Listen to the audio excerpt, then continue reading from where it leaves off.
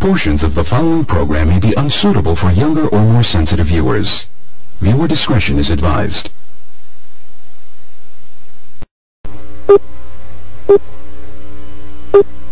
Remember, the enemy has only images and illusions, behind which he hides his true motives.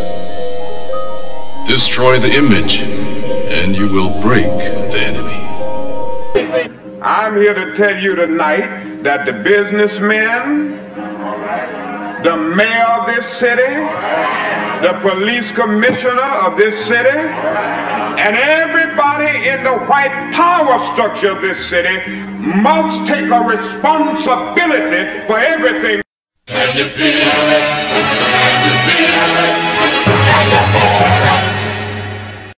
Luther and I, and everyone in this arena tonight, are unified by the same great American values. We're proud of our country. We respect our flag.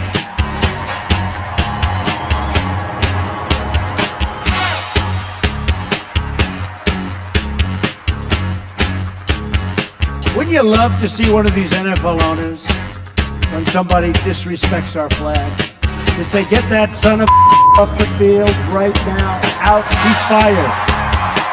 He's fired!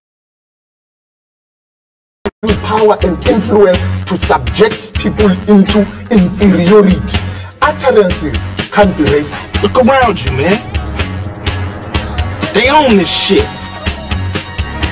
They own this couch you sitting on, them shoes you got on your feet, this building, this school, this country, you. We're behind enemy lines, dog. So you must first of all remember that this system is designed with black people in mind. Right on, and it definitely was not prepared for black people to, in the end, begin to demand their rights and an equal share in this country which they've died for. Right on. Hey, and we definitely are not going back to Africa. In the church, we used to sing the song, "Good news, the chariot is coming." While you sit here knowing that you have come to hear good news, you must realize in advance what good news for you might be bad news for somebody else. What good news for the sheep might be bad news to the wolf. They say, oh, things are getting so much better for you. In 1849, it was hitting blacks on the head 100 times a day. In 1990, they hit them 48 times a day. Isn't it better? Oh, it's got to be better. You're saying 52 gold. The only purpose of most black Americans on earth today is to destroy. I think that's noble. The Italians love Italians. When Irish love Irish. But when a nigga loves a nigga, it's an unpardonable sin. They have blood in their hands. When we say they have blood in their hands, we are not saying him, George Bezos, went and killed. But white people colonized us. They dispersed us. They enslaved our people. They sucked our economy dry. They are still sucking it dry even today. That's white people. Tony Blair, George Bush, Napoleon Bonaparte, Leopold, Adolf Hitler, Benjamin Netanyahu. All white people, they are the same. They are racist and they are full of hate. I've been waiting for you. You have many questions, and though the process has altered your consciousness, you remain irrevocably human. Ergo, some of my answers you will understand, and some of them you will not. Concordantly, while your first question may be the most pertinent, you may or may not realize it is also the most irrelevant. Why am I here? Our world is coming crumbling down. The coons are coming. You have to understand that white America has an uncanny way of making the victim the victimizer. Excuse me, master, for putting my head in the way of your club. Not that your club is brutalizing my head and putting hickeys on it. My head got in the way of your free swing and broke your shiny stick, and I want to apologize for that. Your life is the sum of a remainder of an unbalanced equation inherent to the programming of the Matrix. You are the eventuality of an anomaly which, despite my sincerest efforts, I have been unable to eliminate from what is otherwise a harmony of mathematical precision. While it remains a burden assiduously avoided, it is not unexpected and thus not beyond a measure of control, which has led you inexorably here. There are more connections in the human body than there are stars in the galaxy. We possess a gigantic network of information to which we have almost no access.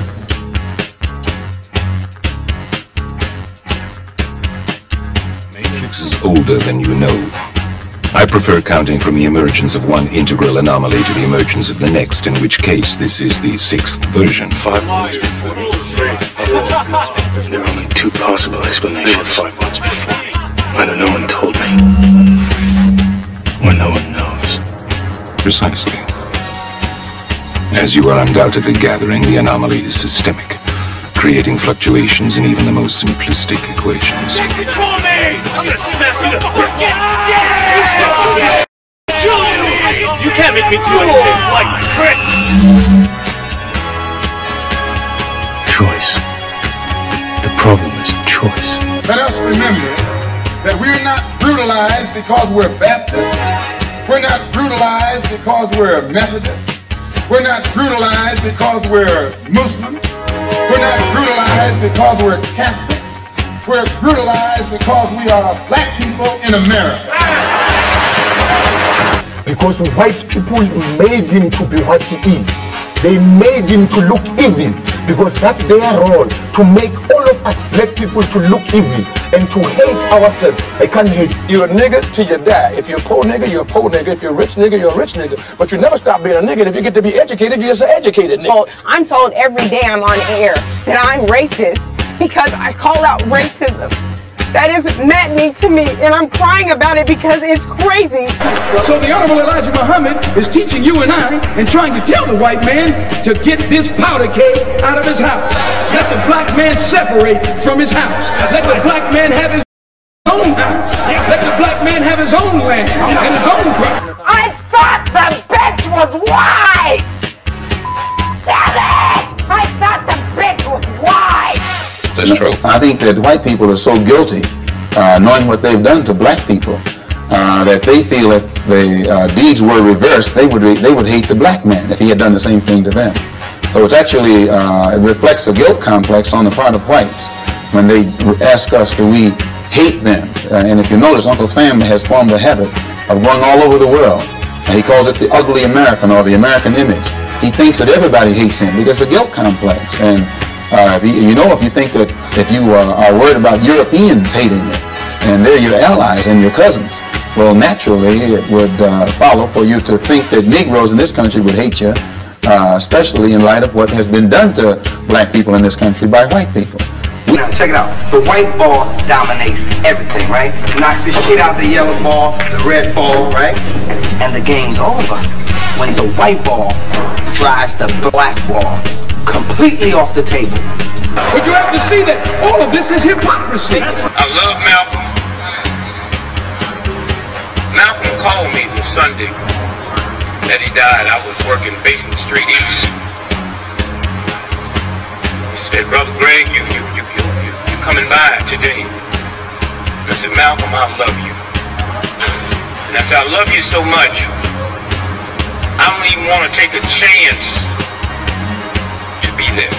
He said, what do you mean, Brother Greg? I said, well, I close tonight, Sunday night at Basin Street East. And I said, but I had my wife book me a flight into Chicago at 8 o'clock this morning. And I'm going to Chicago, and I had way beneath my salary, booked me into a college about 10 miles from the airport. And I'm going to go there and speak this afternoon, and I'm going to stay there until they tell me you dead. Because I'm not going to let this government get 2 of us for the price of 1.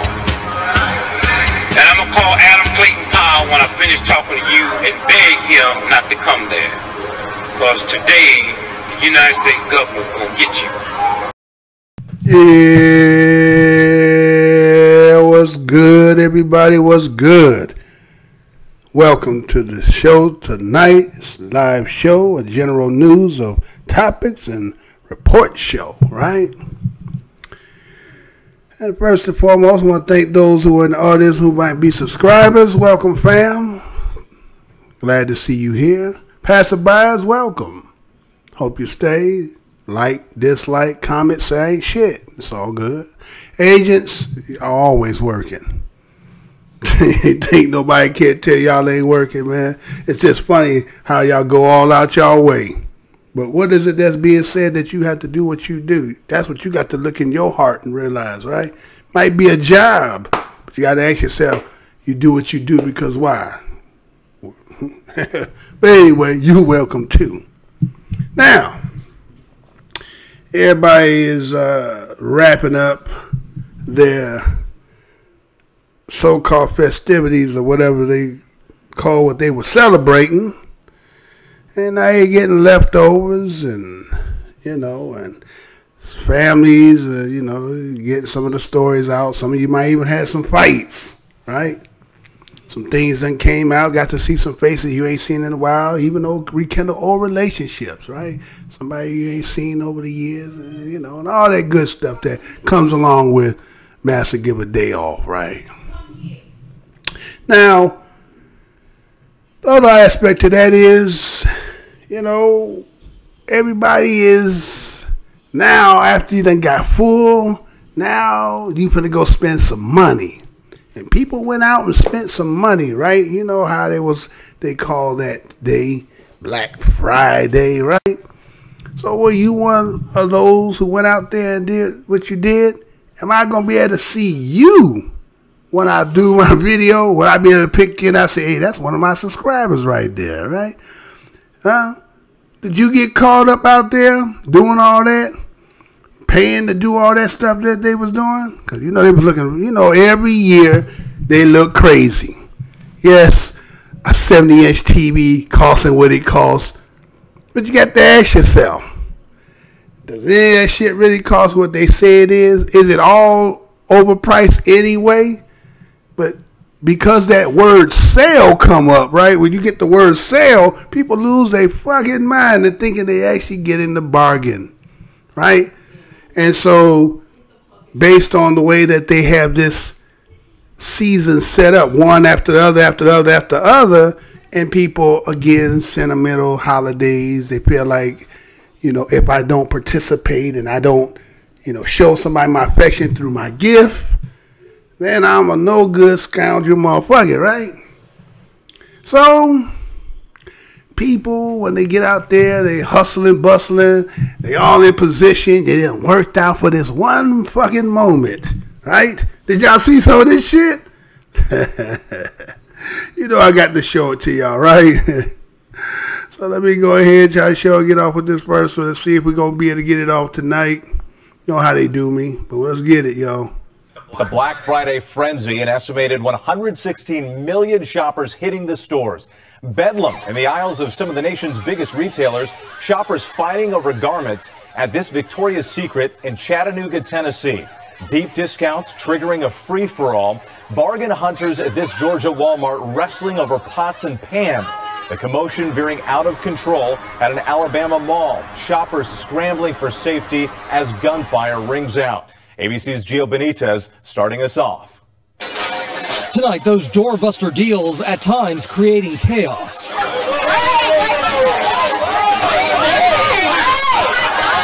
Look at this crush of shoppers in a Chattanooga Victoria's Secret pink store.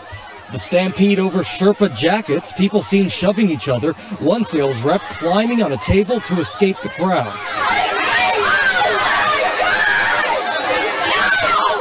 In a Georgia Walmart, two women fighting over pots and pans, one refusing to let go. But the euphoria over Black Friday shopping turning deadly in Alabama after a fight turned into a shooting at this mall. We've got officers on the scene. There has been shots fired. The shooter killed, among the injured, a 12-year-old girl. But the tragedy in Alabama aside, for the rest of the country, shopping today was mostly peaceful. Long lines of customers at stores from Maryland to Florida to Texas. An estimated 116 million spending their holiday dollars today alone. This year's Black Friday could be the biggest since 2011. In Myrtle Beach, this frenzy over TVs, again one of the deeply discounted big-ticket items attracting buyers. The average shopper expected to spend more than $1,000 this holiday season, up 4% from last year. A strong economy helping boost sales here in New York. The rush in Macy's Herald Square starting even before Thanksgiving dinner was on the table. And today, the steady stream of shoppers flooding into stores not letting up. Now, why didn't you just shop online? Why go through the hassle of this? Because I like seeing it in person and trying it on. And Gio Benitez joining us live here in New York. Gio, we saw the images in stores across the country, but many also shopping online today. And in some cases, major retail sites were not able to handle the heavy traffic.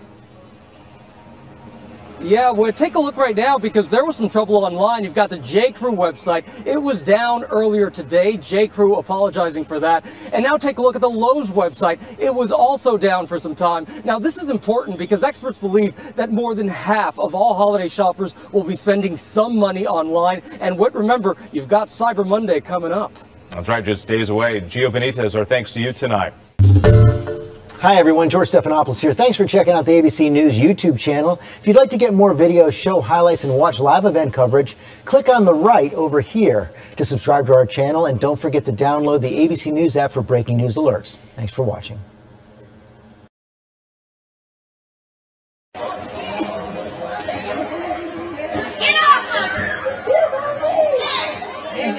Let go! Let go! Stop it! Stop! No, don't do that to me! Stop!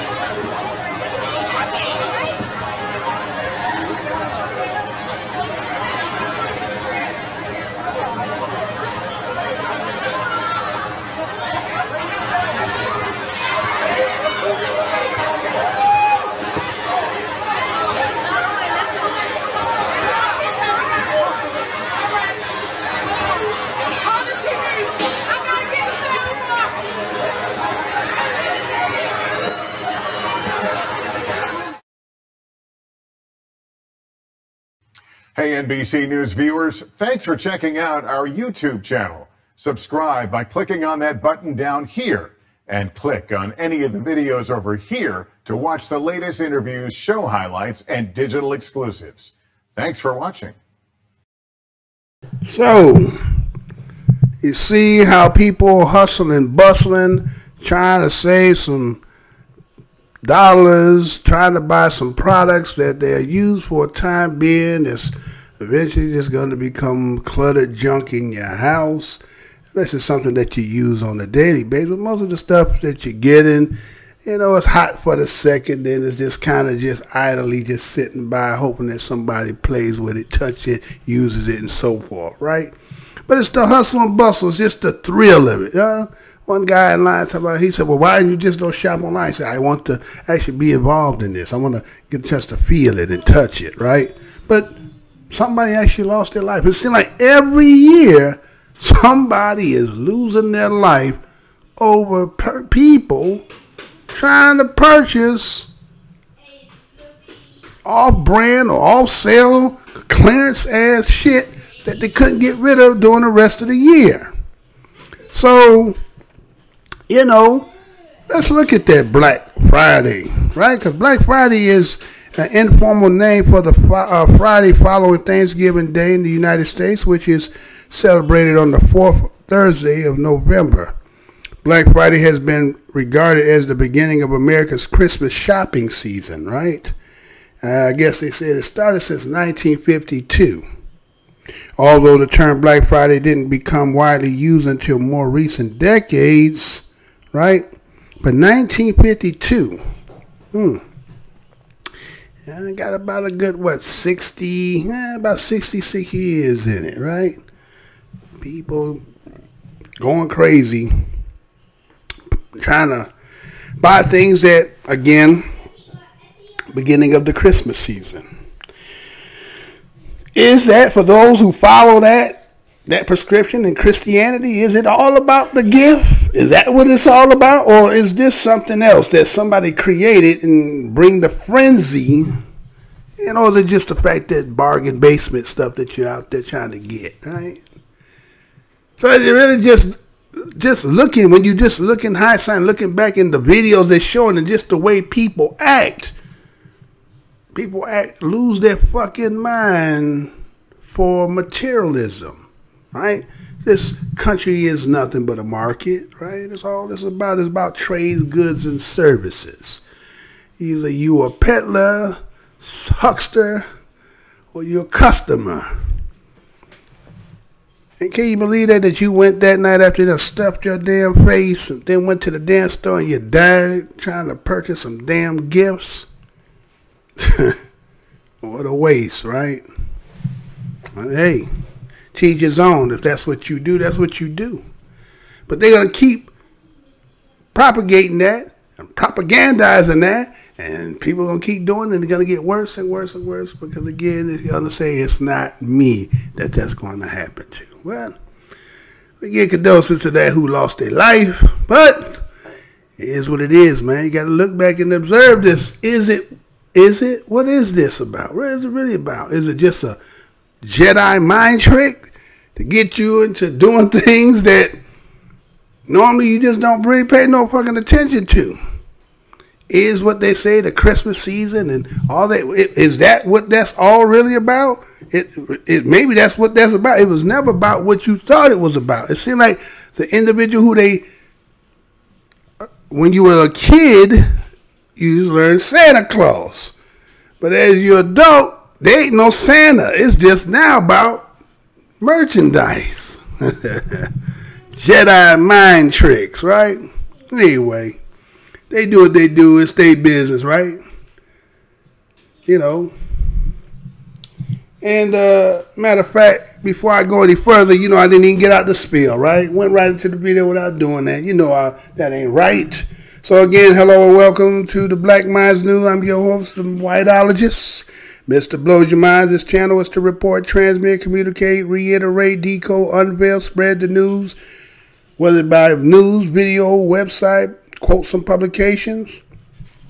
As I articulate these informations, I ask that the creator of the universe be present, and that as a descendant of the greatest people who created the greatest country on this planet, they call the United States.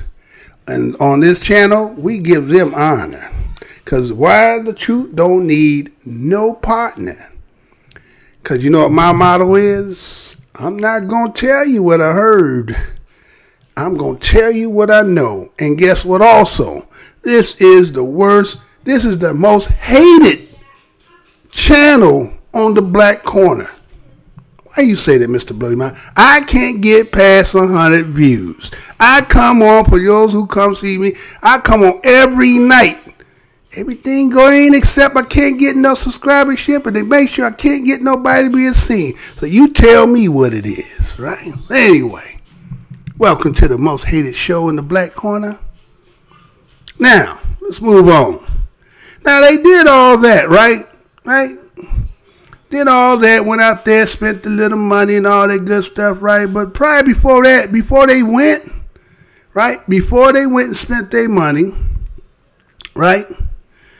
They was eating in front of TV, watching football. They had children, right? And then, you know, some of us, we've been around and we kind of remember, oh, the Peanuts is coming on. Oh, you remember that? Remember when Charlie Brown and them all came on, right? Now, for me being the person of DOS, person of color, they had no choice. It's not like, you know, even though they tell you with cable, you'll have 300, 400, 500 channels. But again, as a person of color, your selection has still got to be what somebody else want to watch. You really ain't got too much in the stuff that they do give you. It's kind of a lot of bullshit anyway. Soul Plane and all that bullshit, right? That's really the menu, right? It's like going to McDonald's and ask that you want a motherfucking, say you want a casserole. They ain't got the shit on the menu, but you say, but I got a taste for a casserole. It's a restaurant. You're like, nah, but we don't sell that. That's kind of like how when we were growing up, we had to watch certain shit, right? And in that shit we were watching, there's some shit that was always there. Again, what is on your screen that says what? It has always been about race, right? Because that's the foundation this shit was built on, right? Now, look what ended up happening, right? Let me show you something, right? Maybe you didn't see this. I'll come back after that. See what happens.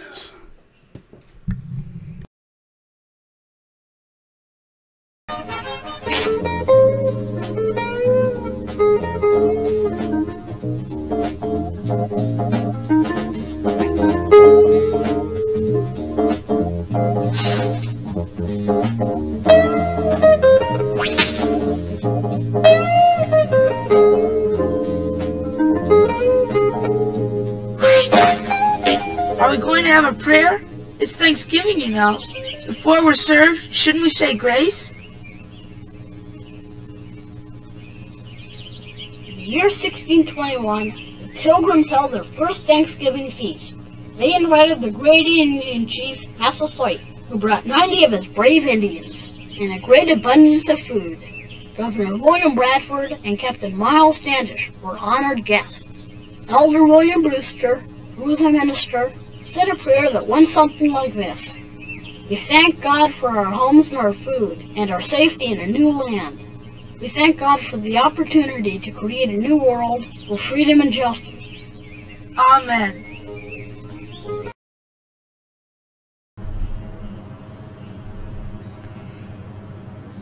Was Charlie Brown's Thanksgiving racist? Just look at Franklin, critic says. You know I'm going to say that again. Was Charlie Brown Thanksgiving racist? Just look at Franklin, critic says. The caption under the picture says, some viewers took to social media to point out what they called inherent racism in the meal scene in the Charlie Brown Thanksgiving special. The history of the peanut suggests otherwise. And this is how it reads. You're a good man, Charlie Brown, is how the song goes. But some who tuned into a Charlie Brown Thanksgiving on ABC this year are begging to differ. Just look at the way the rest of the group treats Franklin, the only black friend invited to Charlie Brown Thanksgiving picnic, they say. It's subtle, but it's also separate and unequal, they say. Can you spot what they're talking about? As Linus, seated at the head of the table, begins to regale the crew with tales of the first Thanksgiving in the New World before their feast, Franklin sits alone on one side, alongside of a table in a lawn chair. Four friends, including Charlie Brown and Snoopy, crowding along the other side, seated in the sturdier chairs. One viewer suggests boycotting the lighthearted special in solidarity until they sit some people on the same side as the table as Franklin, not watching Charlie Brown Thanksgiving anymore, until they sit some people on the same side as on the table as Franklin. Another suggests to reconcile being woke in 2018 with the things that I did not notice as a child.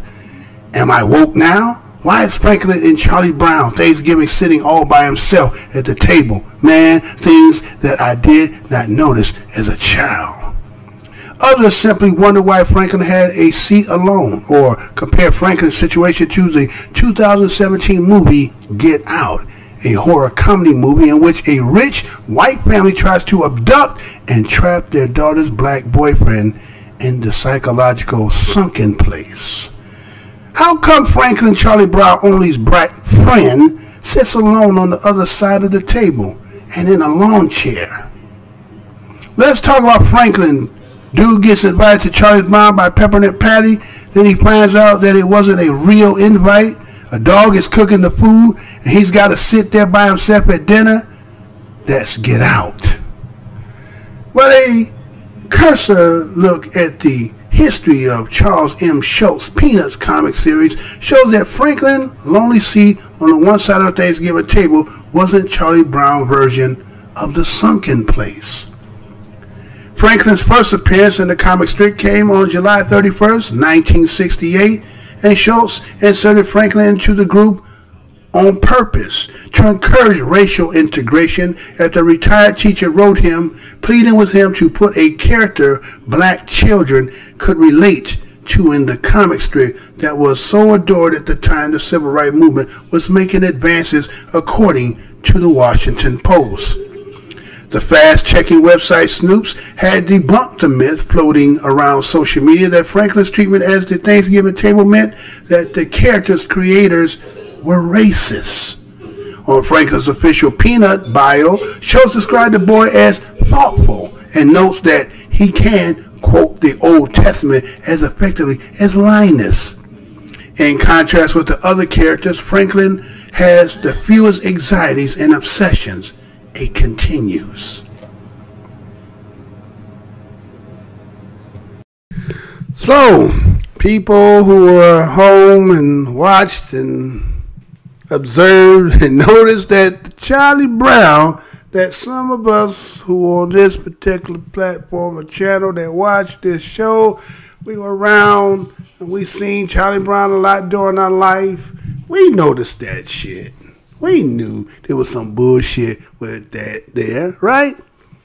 So here it is now in the modern, in the moment, Thanksgiving 2018, and people seeing it and they're saying, hey, what's that shit? Why the black dude is sitting at the table, he got a whole side to himself, you give him a fucked up chair, right? No one's sitting next to him, and you're talking about, you know, this whole thing about Thanksgiving and this whole prayer and about all, right? Right? So I guess they think that, again, when you look at Walt Disney, when you look at Tex Avery, right? Charles Shaw, all them motherfuckers had that in there. Listen to that bullshit. They all had that. It's always been about race in their ass. You know, talking about, well, some teacher came and said, well, you know, the kids really like watching that, but they don't see themselves. And so, you know, it would be nice if you was the, you know, creator of this to put somebody in there. So you put Franklin in there, right?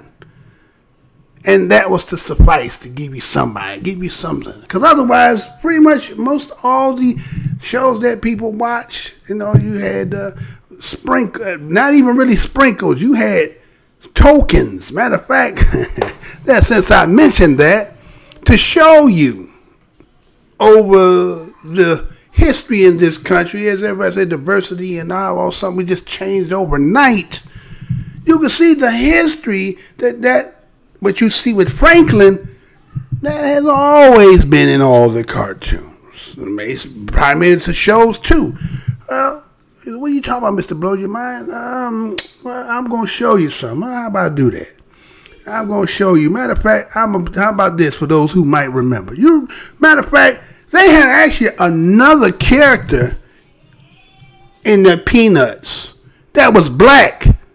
He used to be black, but see, now in 2016, they done recreated him. He don't look that. But if you go back, which is hard to hell to find, maybe somebody got some in their archive somewhere. But this cat that I'm about to show you, oh, he used to be black. Let me show what I'm talking about. Huh? Check this out. Check this out. Let me show who he used to be black on there with Charlie Brown now. Let me see if y'all can remember to recall some of y'all. That's it. All right, let's get it. Watch this out. Check it out. Charlie Brown. Peanuts by Schultz.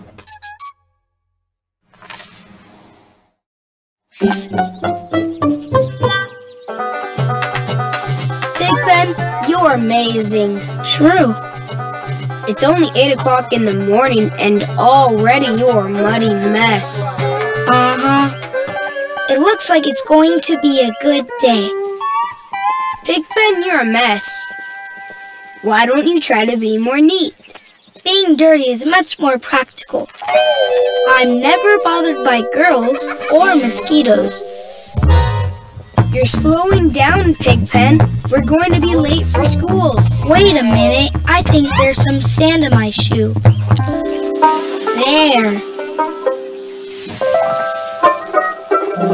That's better.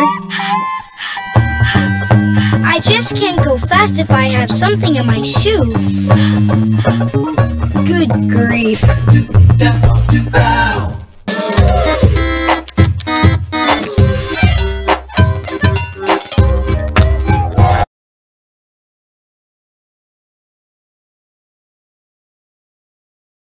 Okay, now that character there, Pigpen.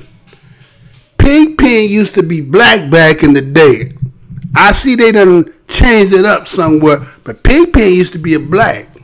Yeah, some of y'all don't remember that shit. Pigpen ass used to be black. Motherfucker walk around, dust cloud around, he dirty and all this shit.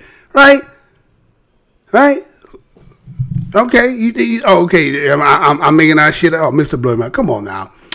That guy, that was a white guy. Okay. That's what they showing today. If I knew back in the day that had recorded to be able to show it today, then maybe I could have did it. But you have to take my word for it. Or maybe somebody will eventually come back and you might find it in the archives eventually. Now, with that being said, right? With that being said, are there other characters? Let's just say, let's take some other show. Let's take, I'll give you some shit like, because again, like I say, those who've been around, you know. Remember back in the day when you used to have to watch some shit that was, you know, had a setting of going back in the 50s, right? And it was in a restaurant and shit, and everybody said, it's kind of like it was like Friends before Friends, but it was like that setting of that time, right? And we all have, some of us watch that shit, some of us we try not to watch it, but that's what we had the choice. Again, the menu. Go to McDonald's, you want a motherfucking casserole, some shit, or want a roast or some shit. But they already got is what they got on the menu, so you ain't got no choice but to pick from the damn menu, right? So here's something, let me show you. Let me take y'all back a little bit for those who don't know or never seen it before. Check this out. I'm gonna show you. Hold on, let me set it up because I gotta do that. And then I will show it and play it for you. Okay, so let's do this. Hold on, let's do this. Hold on. Because again, people think this shit just started. Can't believe that nobody is showing up because of Sticks and Kathleen.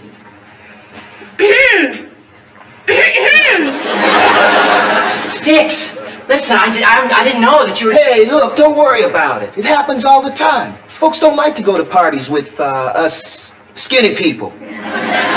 Come on, they didn't show up because you're colored.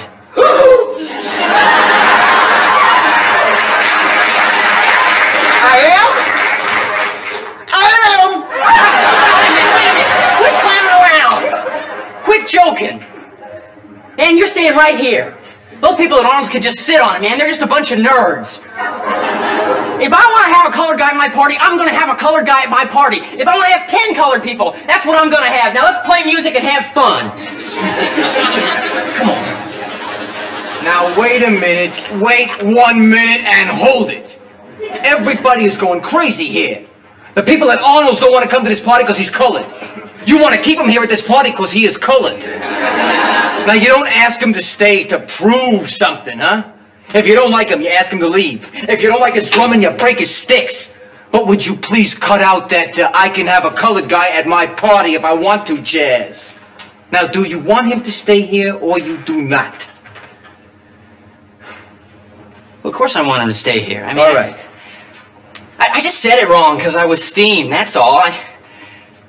Look, you ate so much food, the least you can do is play. Hey, I didn't eat anything yet. So you'll eat a lot later. 1, 2, 3, 4. Okay. Now that was Happy Days. Ain't that a bitch? Happy Days. Back in the day, they had a dude named Sticks. The only black cat you probably ever seen on Happy Days, right? And some of us, we had to grow up, we was watching that kind of shit. So that Charlie Brown shit to say that what it wasn't what it was, oh, we can always show the examples. You always think we making the shit up. Again, it's always been about race, but you mad when somebody want to show the shit, but it is what it is. Don't be mad. It is what it is. Come on. This is you. This is who you is. You know who you really are. It don't change that quick. You can't make that drastic change like that. So why are we pretending? Just say, yeah, that was of the times, and that's how motherfuckers got down, man. We trying to make some changes, right? That would be the honest thing to say, but that ain't what you're trying to say, right? Matter of fact, how about this? What about, let's take it, okay, those are a little bit older, right? Well, what about that shit they did over in South Park, right? Didn't South Park do some bullshit too? Didn't South Park do some shit like, you know, they had, like, matter of fact, they named the character, right? They named the character exactly what you, pretty much when you got one black person around, don't they call, when they used to, matter of fact, used to call when they hired one black person, what was the term they called? You know what they called it? You know what they called it, right? Let me show you what they called it. Let me do it. Let me show it for you. You're gonna try to pause it out there. Let's get it. Come on, check it out. Remember this? Token, get the bass guitar out of your basement and meet me over at my house. What? We don't have a bass guitar. Your family's black, Token. There's bound to be a bass guitar in your basement somewhere. Hey, there was a bass guitar in my basement. I told you, Token. All right, buddies, give me a beat. Okay, nice, very nice. All right, Token, give me a smooth bass line. I don't know how to play bass. Token, how many times do we have to go through this? You're black, you can play bass. I'm getting sick of your stereotypes. Be as sick as you want, just give me a goddamn bass line.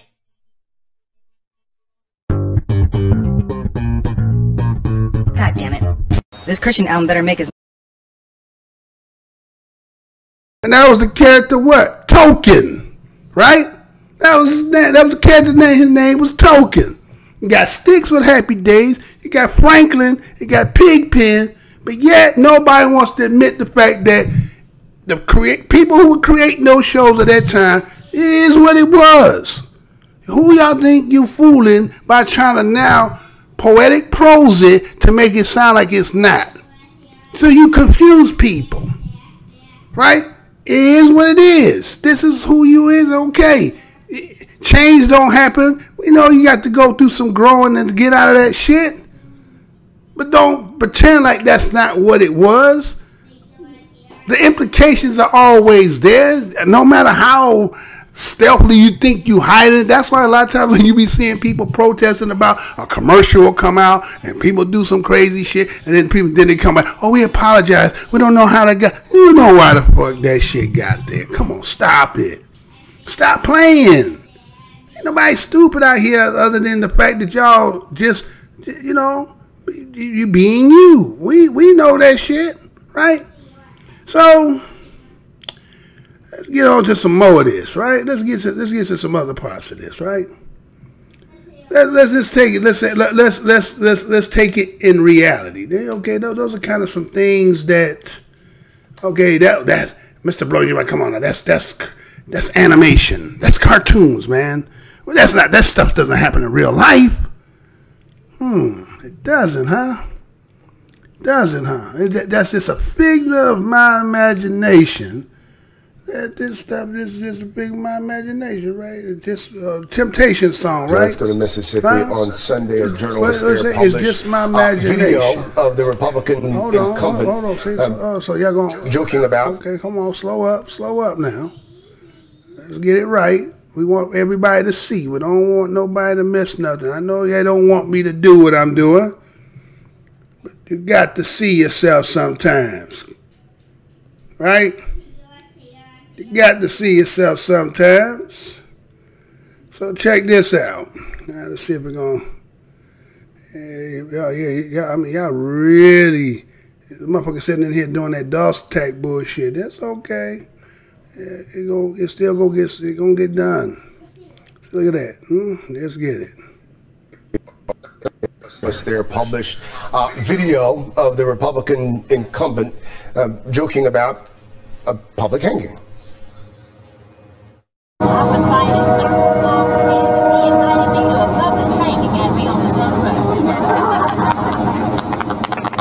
And there was laughter there as well. Cindy Hyde-Smith's campaign says that the event took place on November 2nd. The person to whom Cindy Hyde-Smith is referring, a top supporter, in a statement she said the following, quote, in a comment I referred to accepting an invitation to a speaking engagement. In referencing the one who invited me, I used an exaggerated expression of regard, and any attempt to turn this into a negative connotation is ridiculous. Our Democratic opponent, Mike Espy, is a former Secretary of Agriculture. He is, for the record, black. Espy said, quote, Cindy Hyde-Smith's comments are reprehensible. They have no place in our political discourse in Mississippi or our country. What do you make of the comment, the apology, the attempt at an explanation? Or do you? She knows what she's doing. She's in Mississippi. And I think that anybody listening to her comments and knowing the history of a state like Mississippi in the United States knows exactly what she's saying. And I don't really buy the apology. You can't say the inappropriate thing and then pretend like you didn't know what you were saying when that's in the context of lynching and racism in the South, specifically in Mississippi. There is literally a movie called Mississippi Burning, right? So I think that, you know, I don't take the apology. I don't accept it because I think that politicians in this particular climate, specifically in weeks when we've seen white nationalist violence and we've seen racist rhetoric from the president, we need politicians who are going to just have a little bit more control and discipline when they're speaking to their constituents, because this type of rhetoric can incite somebody who's, you know, on the edge of society and possibly could be unstable, and that's really dangerous. Well, it also just begs the question, like, how can you be running for state office and not know? Right. In Mississippi, right, Craig. Right. Hey there, I'm Chris Hayes from MSNBC. Thanks for watching MSNBC on YouTube. If you want to keep up to date with the videos we're putting out, you can click subscribe just below me, or click over on this list to see lots of other great videos. Senator Hyde-Smith, the video in which you reference a public hanging has received national criticism and attention. You have released a statement in which you say that any attempt to turn it into a negative connotation is ridiculous. What is the positive connotation, and are you willing to explain and or apologize tonight? You know, at a campaign event, I had the opportunity to visit with a supporter who has a big piece of my heart.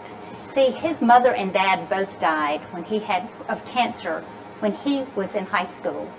So to express my deep regard and my sincere commitment to this young man, I used a phrase.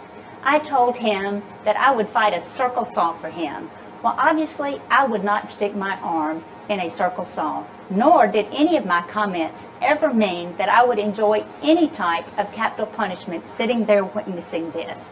You know, for anyone that was offended by my comments, I certainly apologize. There was no ill will, no intent whatsoever in my statements. In nearly 20 years of service, of being your state senator, your commissioner of agriculture, and your U.S. senator, I have worked with all Mississippians. It didn't matter their skin color type, their age, or their income.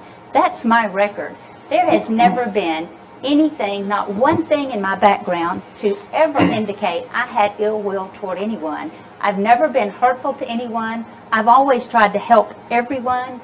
I also recognize that this comment was twisted and it was turned into a weapon to be used against me, a political weapon used for nothing but personal and political gain by my opponent. That's the type of politics Mississippians are sick and tired of. Mr. Espy, Secretary Espy. Well, no one twisted your comments because the comments were live. You know, it came out of your mouth.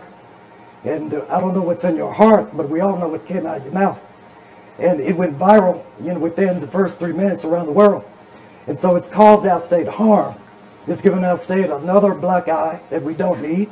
It's just rejuvenated those stereotypes, you know, that we don't need anymore. And we have companies like Walmart that wrote you today and told you that your comments did not reflect the values of their company. Would you like rebuttal? I've Senator? never intended any ill will toward anyone with any of my comments. It was never there. My comments were taken and twisted and used as a political weapon against me by my opponent, and that is just wrong. It is unfortunate, and that's the type of politics Mississippians are tired of. Hey, NBC News viewers, thanks for checking out our YouTube channel. Subscribe by clicking on that button down here and click on any of the videos over here to watch the latest interviews, show highlights, and digital exclusives. Thanks for watching. Okay, so we have Cindy Hyde, GOP senator who made hanging remark attended segregated academy. You know I'm going to say that again. GOP senator who made hanging remark attended segregated academy. This story was done in the Huffington Post, and this is how it reads.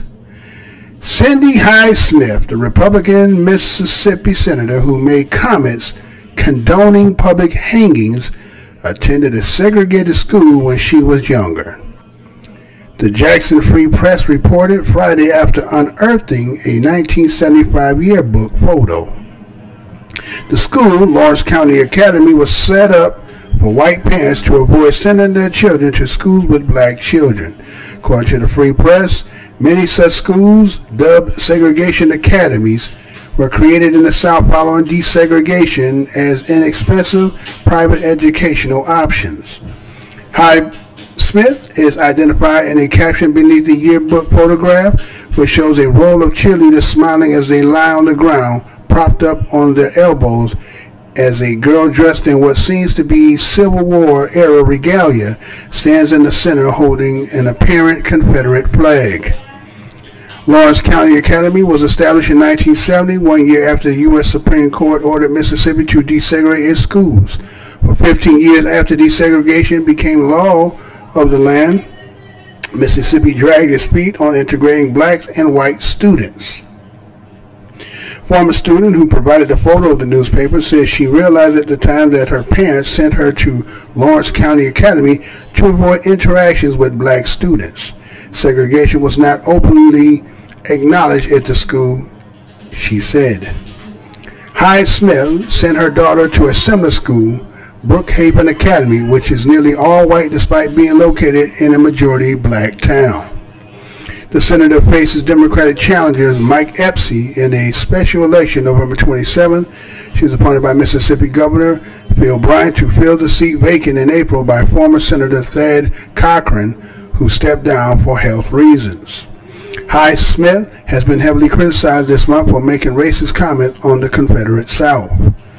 In a state with an ugly history of terrorizing African Americans with lynching, Hyde Smith said of a local rancher in early November, "If he invited me to a public hanging, I'd be on the front row." Espy called the comment reprehensible. Although she later apologized for her remarks, she accused her opponent of twisting her words for political gain. A 2014 Facebook post in which Hyde Smith praises Confederate history subsequently surfaced alongside a smiling photo of herself in a Confederate hat and holding a rifle at a museum exhibit. The senator wrote, "Mississippi history at its best." She also appeared to voice support for voter suppression at a campaign stop earlier this month, telling constituents, "Maybe we want to make it just a little more difficult to vote due to the liberal folks and those other schools who maybe we don't want to vote." And I think that's a great idea, she said. President Trump, of whom Hyde Smith has been a vocal supporter, will hold 2 rallies in Mississippi on Monday to whip up support for the Republican candidate. Okay, so there you go. That's your Cindy Hyde Smith. And she's running for the Senate race in Mississippi, a senator race in Mississippi. And had a hot mic when she said some things that, again, may be inappropriate and politically correct, right? Some people may say that, again, you speak what you feel, right? This is who you are. So, again, if somebody says, well, you know, she'll sit at the front row at a hanging, then try to backtrack and say that, well, you know, that's misconstruing my words. Those are not what I meant. Well, let's just say that the people, when you said it, when you looked at the video, they applauded and they laughed. It was funny, right? Now, can you have those type of conversation amongst people, birds of the feather flock together? pretty sure many of us had those kind of conversations. But when you got a hot mic and cameras right there, and you hold this political position, I don't think you can get away with it. What y'all think? You don't think you can get away with it, right? Oh, yeah, right. Okay. So, now, again, based on her background, right? And it kind of said in the article, it said, well, you know, her parents, well, she's born like in 59, so it's like she's growing up at a particular time when, you know, before the board versus the education, when they're separating, right? Right? And so that they set in schools for whites only. And she ended up going to that kind of school, right? So then again, you're a byproduct of your parents until you become adult, and then you kind of make a little, you know, so you make a little path away from it, but you don't fall too far away from what you grounded in. And that's what a lot of people try to act as if like people just all of a sudden is in total disagreements on what your parents teach you. Again, these are the first people who raise you, who love you, and they wouldn't teach you nothing wrong, right? So, you know, when do you get this epiphany to find out that some of the stuff that you've been taught is wrong? When do you ever have that? When does that ever cross your mind? Not because, again, most likely the people who you grown up with, socialized, fraternized with, into, you know, relationships with, marry and so forth, they're all going to be somewhat of the same mind.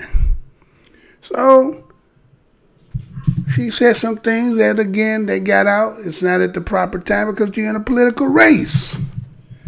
But when is it ever funny on the end? Now, maybe from your perspective, you know, being white and a Caucasian, saying that has no offense. It's not offending to anybody because you are you'll be the aggressor. But on the other end, there's somebody who will be a person of color or black or African American, however you want to categorize them, that would be offensive to them, right?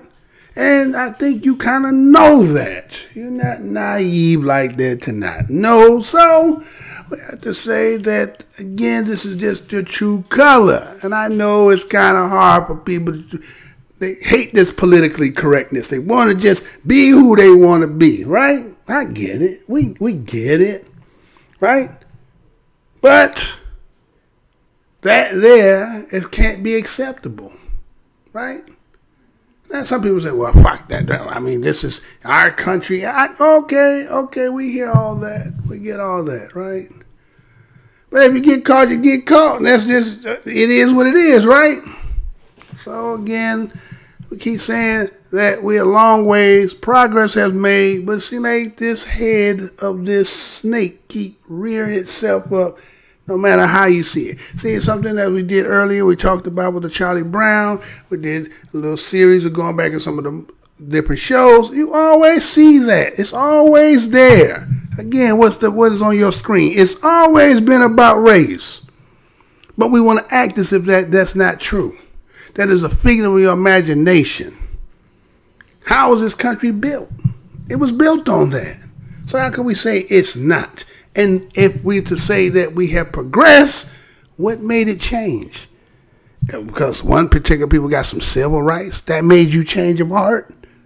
Is it because of integration? Did that make a change of heart? Was it they got multiculturalism? Did that change your heart? I think it made a lot of people more angrier, right? So anyway, don't pay no attention to me. I know what the fuck I know, right? So let's go and continue on here. Well, let me play this because we're gonna get to some of this nitty gritty here, right? Let's see who I got out here before I do anything. I got a couple people. I got a couple people in here, but probably no family in here. Anybody in here family? It look like all new folks in here. Welcome. Hit that like button if you're gonna sit around. Otherwise, you're just sitting there with your teeth grinning or your teeth fanging. One of the two, right? So let's go to the next one. I got this one here for you. Check this one out. Neanderthal child was eaten by a giant bird? You know I'm going to say that again. Bones reveal Neanderthal child was eaten by a giant bird? This is an update story done October 13th, 2018. The caption reads, a Neanderthal fossil left in a modern human skeleton. Neanderthals have commonly been considered to show high incidences of trauma compared with modern humans, but a new study reveals that head trauma was consistent for both. CNN reads, when researchers discovered the oldest human remains ever found in Poland a few years ago, they didn't realize that the bones were hiding a grisly secret. In fact, it wasn't until this year that they realized the bones were human at all, because they were round among animal bones. The researchers discovered that they were human during lab analysis, according to Science in Poland. The two tiny phalanges, or digital bones of the hand, are about 1 centimeter long and belong to a Neanderthal child who was between 5 and 7 years old. The researchers have determined that the bones are 115,000 years old. Two anthropologists, Anita Skazempazak from Jelagalian University in Krakow and Eric Trinkas from Washington of University in St. Louis, confirmed the bones as belonging to a young Neanderthal. Analysis revealed that the bones were covered with dozens of holes, creating a very porous surface. The details were very telling, the researchers said. Analysts told that this is the result of passing through the digestive system of a large bird. This is the first such known example for the Ice Age, said Paweł Wader Nowak, teen researcher and professor at Jagiellonian University Institute of Archaeology, in a statement. The researchers believe that the bird either attacked and partially consumed the child or fed off of the child after it died. At this point, it could be either, they said. Unfortunately, the bones are poorly preserved, which eliminates the possibility of a DNA analysis. Previously, the oldest human remains uncovered in Poland were 3 Neanderthal molars, estimated to be about 52,000 years old. The phalanges were uncovered in Semina Cave, where excavations have been underway for decades. They were found in a deep layer about 9 feet below the current surface, along with stone tools used by Neanderthals. It is unclear whether the bones ended up in the cave because the Neanderthals lived there or because they used it seasonally. The findings will be published this year in the Journal of the Paleolithic Archaeology.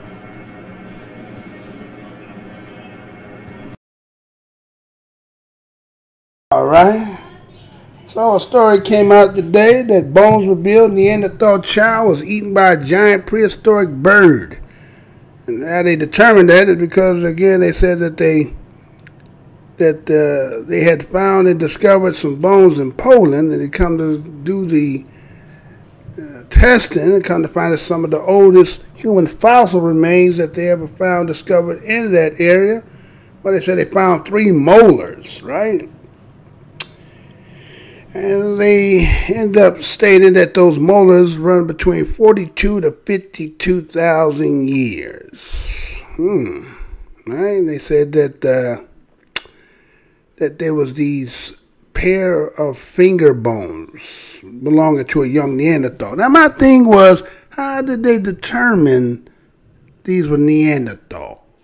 Right? How did you determine that? Because, and also in that article, right, it talks about that due to the pores around the bones that it had to been in the digestive system, right? And so by being in the digestive system, it corroded to the fact that they cannot extract the DNA to do a proper analysis. So now we're going to go with the scientists or the archaeologists, and they're going to determine to say this is Neanderthal. That's not science. So I have to say, well, why are you classifying something that is not what it is? Is it because you're still in the quest looking for? And he said it was that the child got taken by a bird. Now again, you don't know whether the bird took the child when it was alive, or did the bird take the child? It had already been deceased. But the way you're writing this, you're writing as if for a fact, when you say clearly that you can't really determine because you could not extract any DNA from it. But they know for a fact that it has to be Neanderthal. Well, from my understanding, Neanderthal is just Neander, which is in Europe, right? Around in them areas. That's how you classify Neanderthal. It's just because it's in this bones that you found in this area. But is that in the pantheon, what they call when they talk about this whole thing of evolution? But again, they also said that humans and Neanderthals are different, right? That's what they say. They say they're not the same. So there's something genetically that is different between this one and that one. But we keep saying we all the same. And so maybe in these differences is what's causing all this riffraff, all this. Maybe it was never supposed to be forced like this, right? But again, because people needed to do what they need to do for whatever the business ventures they foresaw that they needed, that they couldn't do for themselves, and then now it becomes a problem that you don't have no real answer other than to be barbaric. So I'm just trying to figure out how would you come up with Neanderthal when it didn't come to that. It could be anybody else. But again, you're going to say it's you, so okay, we're going to stick to that. But as I go on the show, we're going to look at something else, and maybe we can answer that. So, let's look at this. I got something else in here. Check this out.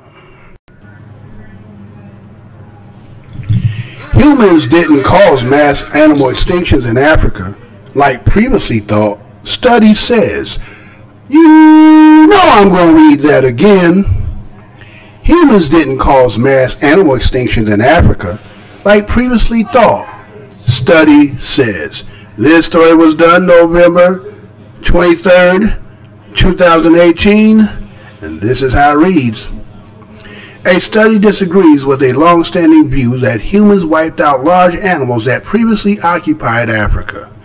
In research published in the journal Science on Friday, authors analyzed records of mega herbivores communities in eastern Africa over 7 million years. A mega herbivore is a mammal weighing more than 2,000 pounds. They concluded that extinction of diverse mammal communities in Africa occurred before evidence of human hunting.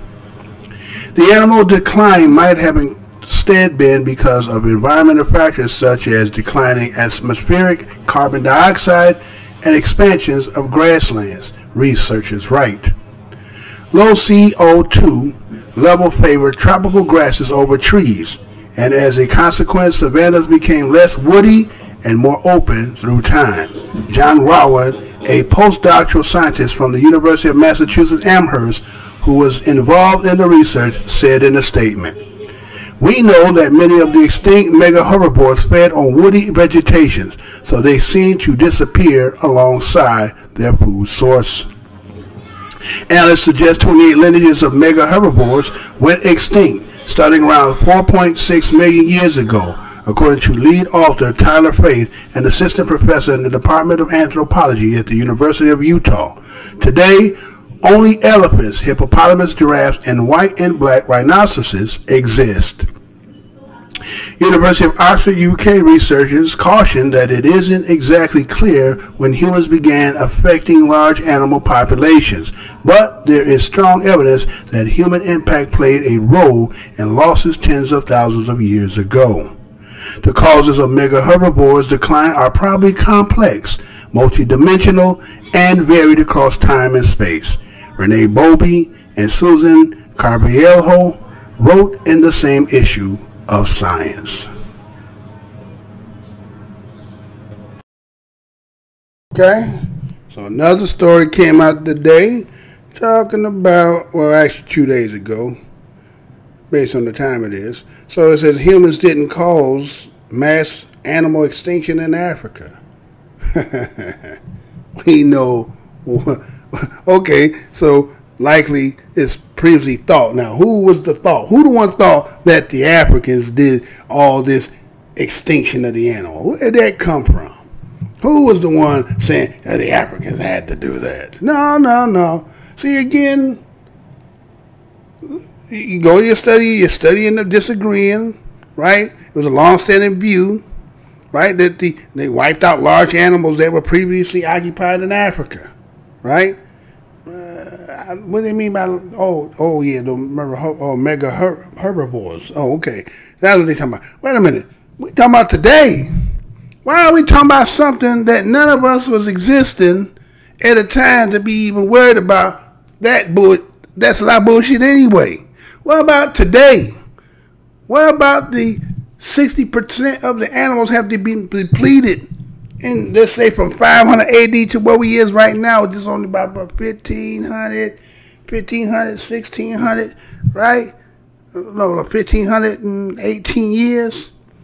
And look how the planet done got. Now, who the one is doing around depleting all the damn resources? Who's depleting all and making the animals is basically, you know what I'm saying? They don't have nowhere to live. You're building every damn way. Where is their territory? And we're going to talk about that territory because you know that story coming up, right? You know that story coming up. Where is it that there's a sacredness that certain, let's say, species and animals and people have their own, and where they reside, where it should be off limits? Leave that shit alone. It's been there before you. Leave that shit alone. Why everything you got to be involving and touching and fucking with? Why is that? Why is, again, you explore, okay, your inquisitiveness. I give you that. But no respect for other people's shit. Right? You don't really expect other people's shit. And so the story just talking about, it didn't really make sense because, again, how could the Africans destroy mass animals when they've been living on the planet for eons, that you're uncalculable? You can't even put a time on them, right? You can't put a time limit on the African. It's before your time. But I know according to the way they write, right? And then they'll talk about colonization and imperialism and all that shit. But before then, because see, if you was first, then you'd have been the motherfucker who built all the shit. And then we'd have been coming out from out of the caves and then coming down and doing all the shit, right? Let's be honest with this, man. This ain't poking fun. This is what it is. If you was first, as again, because again we're gonna talk about that, because that Lucy too, and that's some trick shit too. That Lucy shit is some trick shit. Don't fall for that shit. In that name is right there, letting you know that's some trick shit right there. That ain't just because you got people who be regurgitating that. Oh, the first oldest born in Lucy in Africa and Ethiopia. That's a trick bag.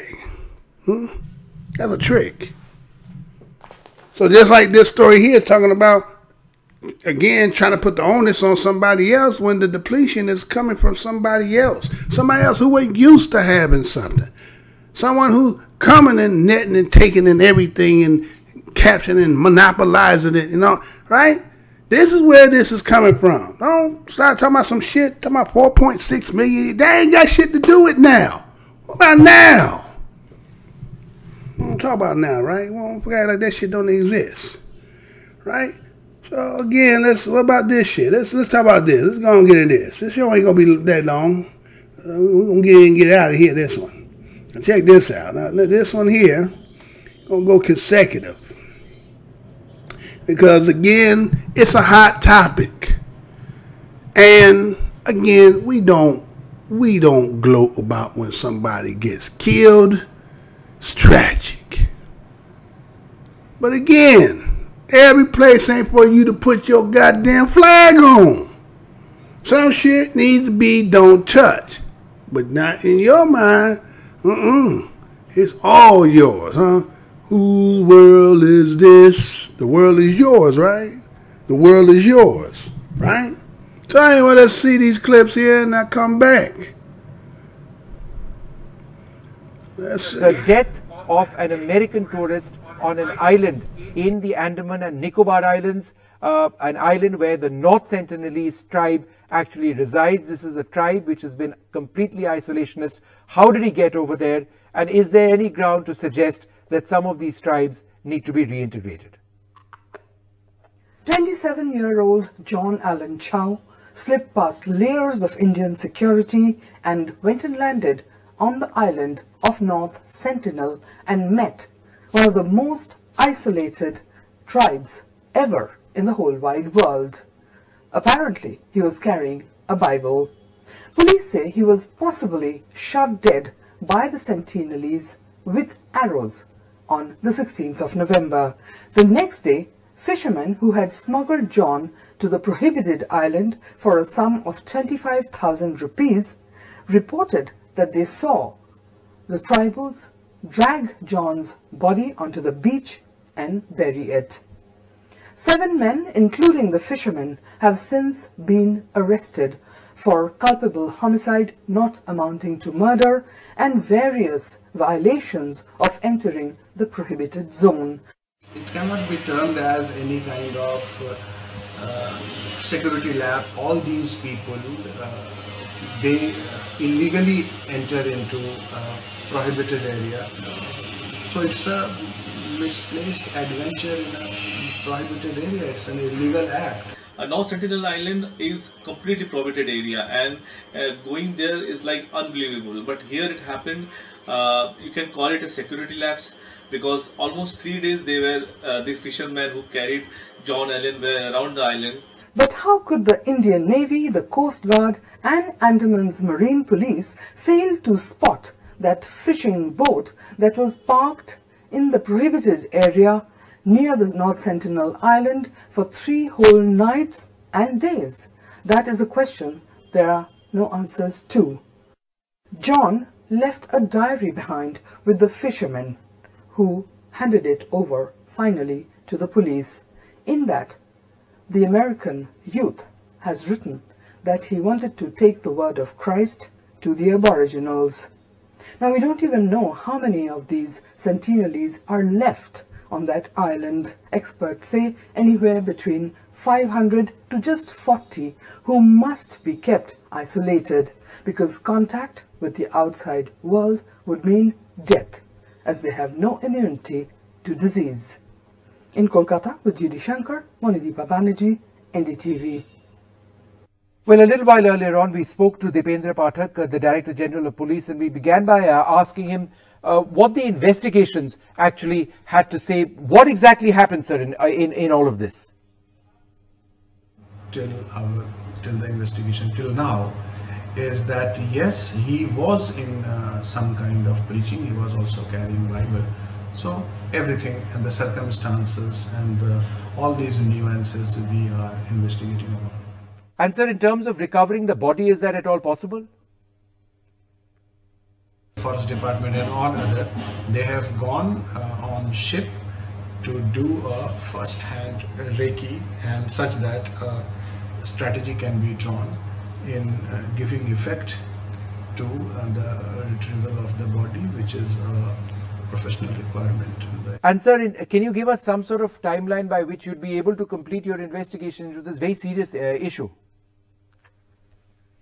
You see, at this point of time, keeping in view the sensitivity and keeping in view the character of this uncontacted group of people. Any timeline cannot be given, but yes, we are working upon that. All right, well, joining us now, one of the world's leading authorities on the tribes in the Andaman and Nicobar Islands, Sophie Grigg, joins us from the United Kingdom. Sophie, thanks very much for being with us. Apologies, we couldn't come to you earlier. We've got breaking news coming in India. Also, Dennis Giles, a leading journalist in the Andaman and Nicobar Islands, with us. Sophie, to you first. It's very unfortunate what has happened over here. How vulnerable is this particular tribe, and why is it important to protect the North Sentinelese and grant them the isolation that they've always believed in? Well, they are incredibly vulnerable. We consider them to be the most isolated tribe in the world, which makes them probably one of the most vulnerable peoples on the planet. They'll have no immunity or almost no immunity to the sort of diseases that outside people will carry, such as measles or flu. And it's absolutely essential that their land is protected and no attempt is made to contact them. And you know, this sad situation is obviously terrible for the man and his family, but also could be potentially totally devastating for the Sentinelese, who could still be wiped out by diseases he introduced when he arrived there. And Sophie, isn't it a real concern that the body, it may be recovered? They're trying to recover the body. One can understand why they're doing that, but that process itself could be extremely harmful. Extremely dangerous. And when in 2006 there were two fishermen that were their boat, where they'd been mooring near North Sentinel Island, their boat got washed up and they were killed by the Sentinelese. And in that situation, the families said that there shouldn't be any efforts to collect the bodies. The families recognised that the fishermen were wrong to have gone there, that they were endangering the lives of the Sentinelese. They shouldn't have been there. And they made it clear that they didn't think the bodies should be collected, and they were left. And really, it's incredibly dangerous for the Sentinelese to have anyone go there, and dangerous also for anyone attempting to go and retrieve the body. So, you know, it seems to me an unwise move to be doing that.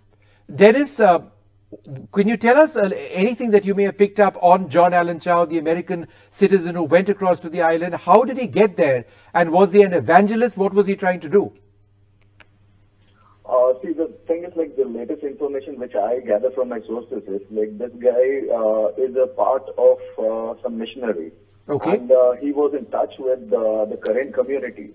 So if you remember, some time ago, there was a film on the Jarwa which was shot by a French journalist. Yes. So this particular journalist was assisted by the same people who are involved in missionary work, and they belong to the Karen community. So John Allen, he again, like, being a part of this particular affair, he was in touch with one of the pastors in Maya Bandar, so a member of the Karen community, and he somehow managed to make it to North Sentinel. My sources also add, like, he had already visited that island on 13th, and then again on 14th he made another attempt, but the sources indicate that his body was seen half buried in the sand.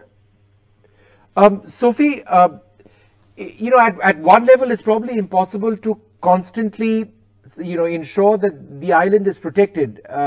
And of course there are rules and people need to abide by the rules, but could the agencies realistically have done something to stop this? You're talking about one tiny boat, in the Bay of Bengal, getting across to this island. Something like this can always take place. Well, it sounds like actually the boat was there and moored near North Sentinel for possibly up to 3 days, which really they should be monitoring much more closely than that. Another problem is that in June this year, the central government issued a circular to remove one of the levels of protection from North Sentinel Island. There used to be an increased level of protection with foreigners requiring a restricted access permit to go to many of the islands in the Andamans. And then in June, they suddenly announced that they were removing that from 29 named islands, including, astonishingly, North Sentinel. And so it is possible that this sort of lack of restriction, this removal of this restriction, created some sort of confusion in the mind of the American gentleman, which led him to think that he could go there. It's just that sort of dangerous ambiguity that we were campaigning against and calling, and many people were calling to have that order revoked. And so it's absolutely essential that it's totally unambiguous that no one can go there. This land is protected. The Sentinelese any attempt should be made to contact them. And it's really important that the Indian government not only makes that very clear in the legislation, but also polices the waters around the island properly. Sophie and Dennis, I'd like to thank both of you very much for joining us. We're going to keep an eye out on this story. The importance of protecting this ancient tribe is something that we are bound to do. The law says that this needs to be done. And there are so few, perhaps even less than 100 Sentinelese who are still there on that island. And the situation which has arisen is something which could potentially be devastating. We're out of time. Thanks very much for being with us. Goodbye.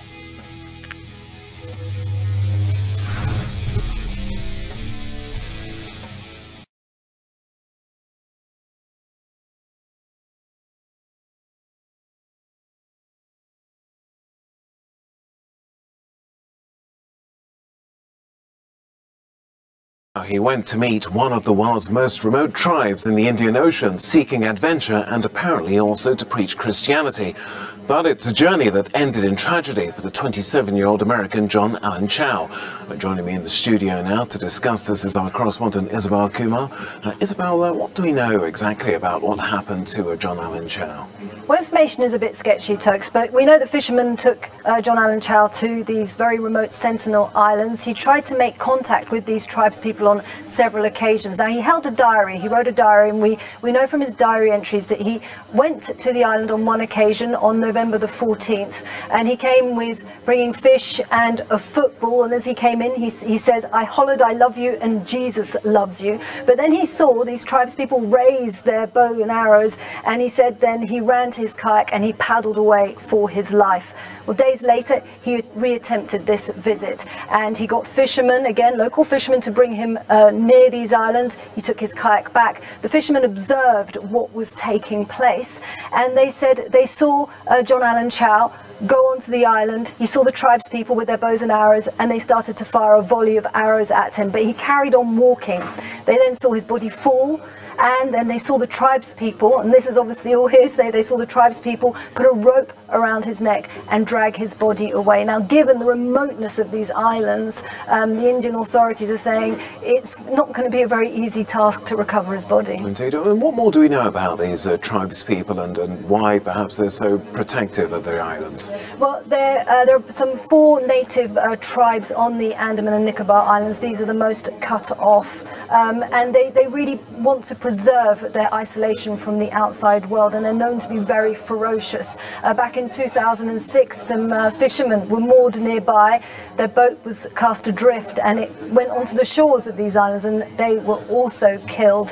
So they're also very vulnerable to disease because they have no contact with the outside world, so they've got no immunity to illnesses like the measles and the flus. And we're thinking there's about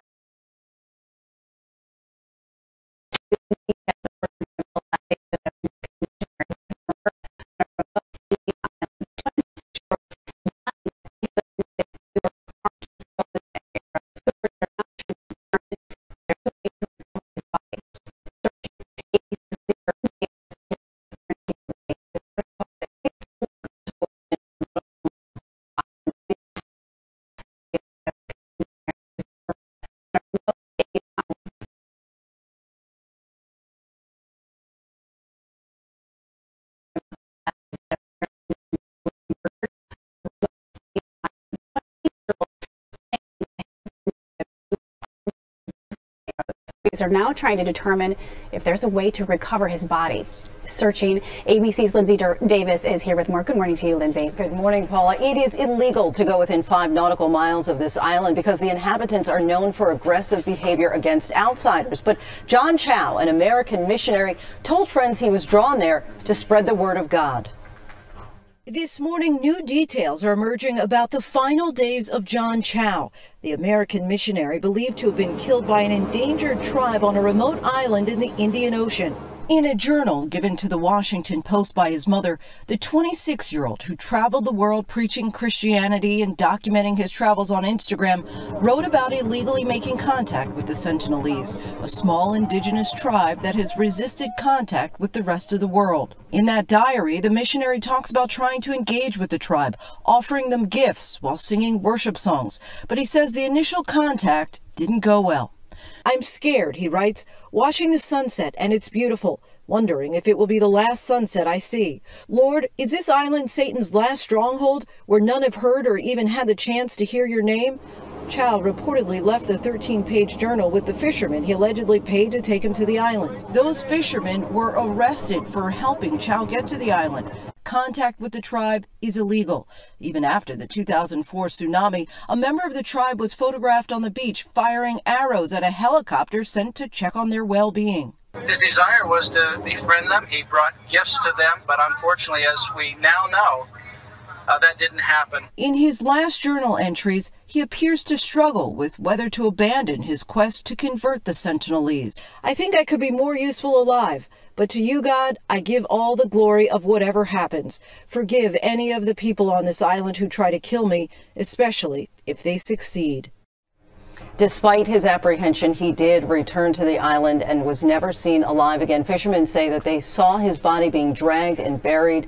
Local authorities believe that he was killed with bow and arrow. But contact with this tribe, as you mentioned in the piece, it's illegal, but for good reason, right? Exactly. They don't have the immune system to be able to basically survive potentially the kind of diseases that outsiders might bring. And they've had unfortunate encounters with the outside world before. They have reason for hostility.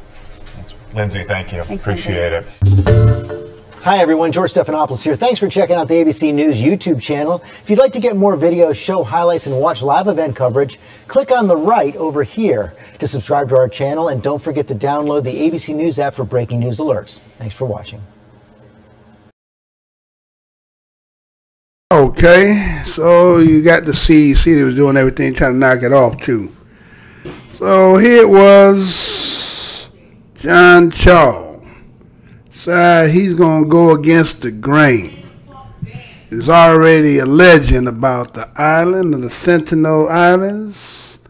But he said he's going to use the Bible and try to preach Jesus to them. What? That's, again, see, when you drink your own Kool-Aid and you think what you doing is the most utmost and legit thing that you know, you only know because have you really searched what you think you know? And then, you know, being cut from the people who, let's say, who taken it and went across the world and gave all so-called natives it and those who they colonized it. But if you take it historically back, it may not be what you think it is. And here it was, you was taking yourself to go on somewhere to do something. Again, I'm not sure whether this is as real as they say it is. Because again, we ain't gonna never see nobody. Right? You do got a story. They did show you people on the island and told you some history, right?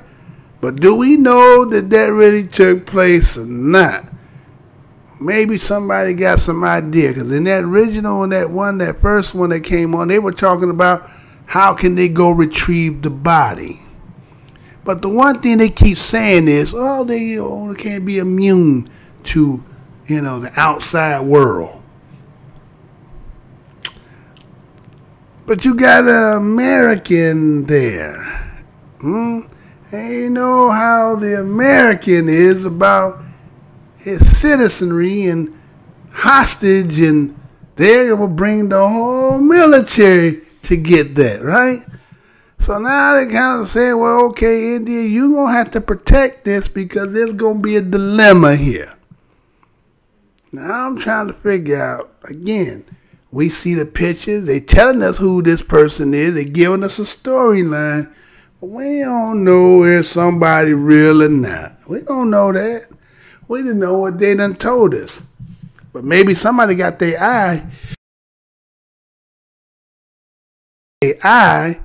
on that territory and the curiosity of like, I got to know what they own. So maybe there's a situation being created.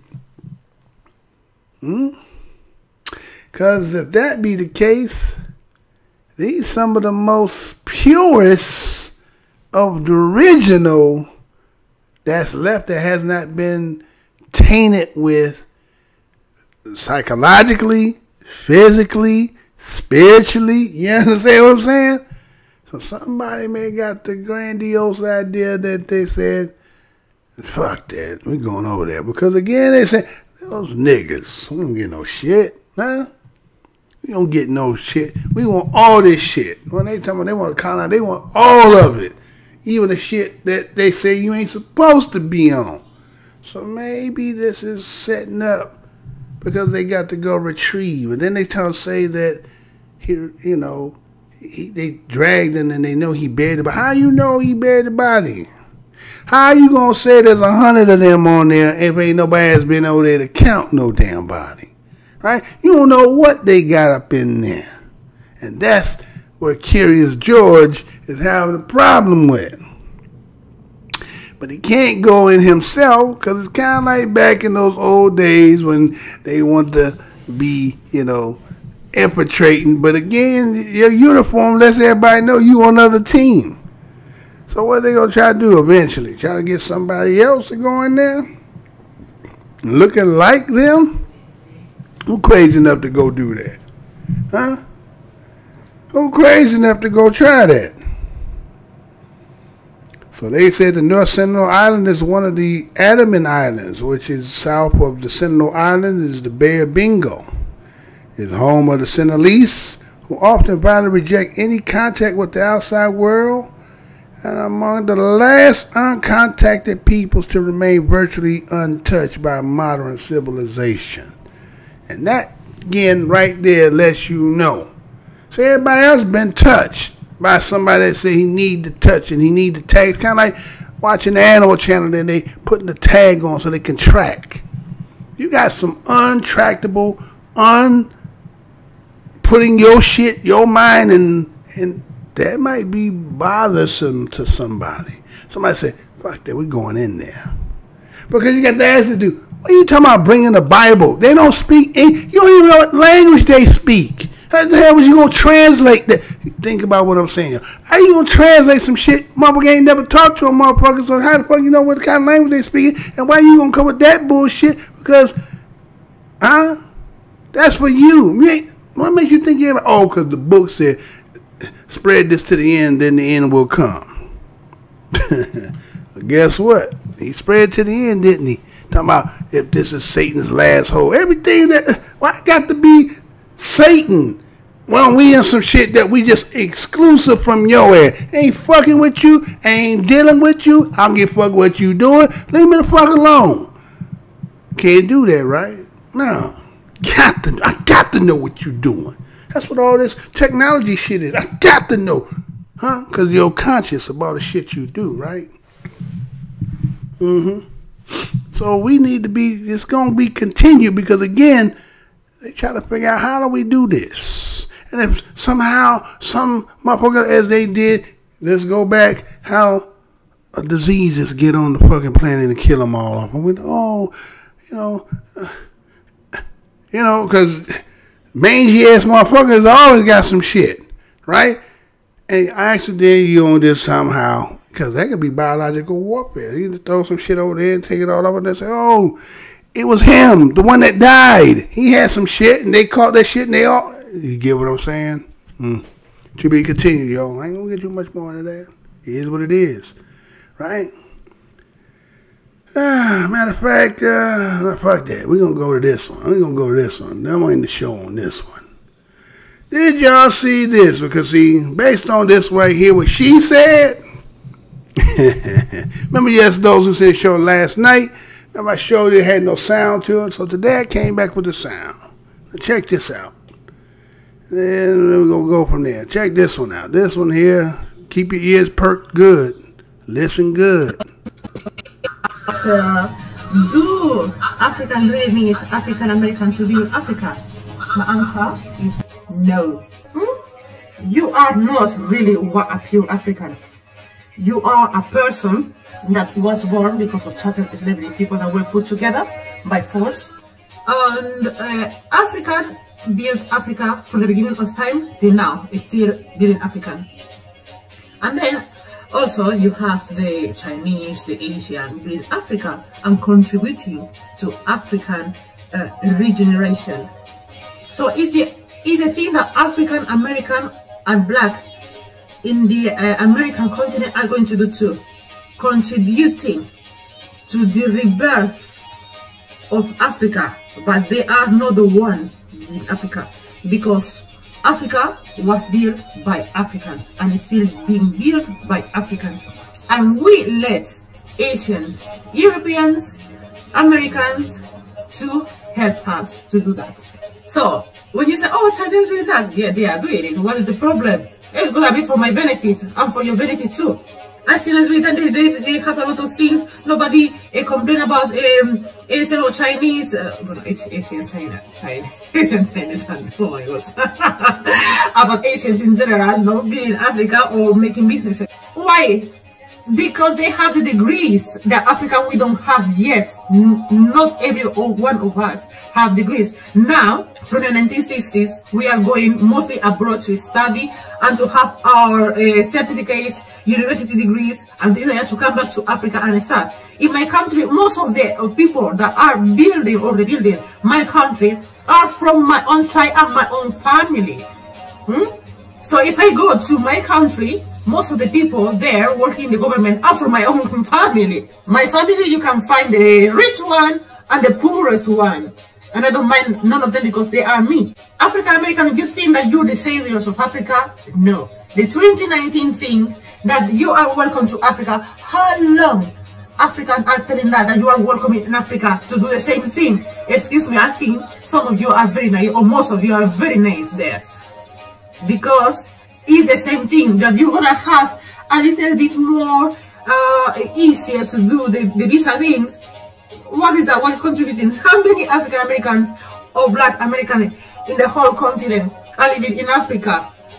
And what? And what you see? And you see that African Americans or black Americans in general are the African ones? Only the native ones. I'm a continent of Africa, no matter where I live or where I was born, because I have my tribe, my country, and they know who I am. So all of you that came back to Africa after the slavery, like American Liberians and others, that these are city things, you're still being seen like outsiders. You're still being seen not as proper Africans. Your skin color save you, but you cannot go and tell an African that you have to do this and that and that and that and that, because you have your colonizer mindset. Yeah, Africans also are very colonized, but you cannot tell them that what they have to do, because we Africans, we don't like that. And that was independence came. You can come here, you can help us to say, yes, do this, it's good for you, or things like that, but don't try to push us to do your things the way you want us to do. The 2019 thing, remember, is the same as they said beforehand, and it's still happening, that you are still being seen as foreigners. You're always going to be foreigners. Only they want your contribution, because when you come to Africa, when you exchange the money, I'm going to tell you an example because I don't know the rates. You have $20,000 and then you go back, you go to Africa. The conversion is going to be, depending on the country you are, if you are in Central Africa, that could be like 7 or 10 million CFAs. A lot of money, it's a lot of money to build things. That's why they want you there, to just and contribute. But you still being seen as outsider. You can see how many of you are still being as outsider. Yes, you're black, your skin, whatever. But when you say where you come from, or you try to say things, they're going to see what you are in reality. So now, African, we don't need you to build Africa. We need your contribution. as any other outsider is there living upon there for centuries to build Africa. No, because we need you to build Africa. We are building Africa. And then we are asking you your contribution to help a little bit more for our continent to be built. Not because you're black, but this is going to be not because your ancestors were kidnapped. So, long time, excuse me, we were telling you. Yeah? And also, if we did not sell your ancestors, you couldn't exist. And you couldn't never be part of Africa ever in your life. And really, you are not an African. Talking genetically, yes, yeah. But talking as an African born there, you could never exist in Africa without slavery. So a person that was kidnapped from Congo, or they was kidnapped from Kenya, or they was kidnapped from Nigeria, or they from Senegambia, they put every of them together. They didn't know even each other. So you think that you could exist in Africa really, and having non-African blood, that you are mixed race. And I'm gonna tell that again. You are mixed race. You are a black mixed race person. You are not an original African. So excuse me, so only we need your contribution, whatever they say that now, or you say that you're black because of this, because we are genetically the mother of every person. My ancestors thanks to that. And approve again, I'm gonna tell, I like to tell that, yeah? You are not really a pure African. You are a person that was born because of chattel slavery, people that were put together by force and were born, and they say that you come from Africa, but also your origin are from non-Africa. So, but because you look like us, you're gonna be seen always as an African or African descendant. But me, I'm the idiot, I'm sorry. I know what you are, and I know what black skin means to the world, and I know that's why you are being treated the way you've been treated. That's it. So we don't need African America to build Africa, because Africa is already built, and it's being built by many people. What we need is your contribution. So don't get fooled because somebody from the African Union tells you, yes, come in 2019, you are welcome. They are telling us long time ago, excuse me, and you still believe in that we need you. So, my dears, remember history. Yeah? You could not be here, African Americans or black in the American continent, without slavery and without the mixing between different genetic markers. So that's why we are not the same race. It's true, we are human race, yes, because every human person came from Africa. But if we talk about race, we are different races genetically. But we took this vessel because of the people that are more stronger in our genes. That's it. So we don't need African American to build Africa. We need only your contribution. Come to Africa to contribute, but don't think that we need you, because Africa is already established by tribes, by caste, and also, you know, the one living there for centuries, they don't want to see you also as African. They're going to see themselves more African than you are. So, if you want to come to Africa, come with a nice heart, come as humble as you can, but never try to say to an African what it is and what it knows, because you don't know what you are when we know what we are. So come and contribute. That's it. It's what Africa needs. Only what Africa needs is your contribution to rebuild some things in Africa, because Africa is already built. Come and do business, but never try to force natives to do things as American Liberian tried.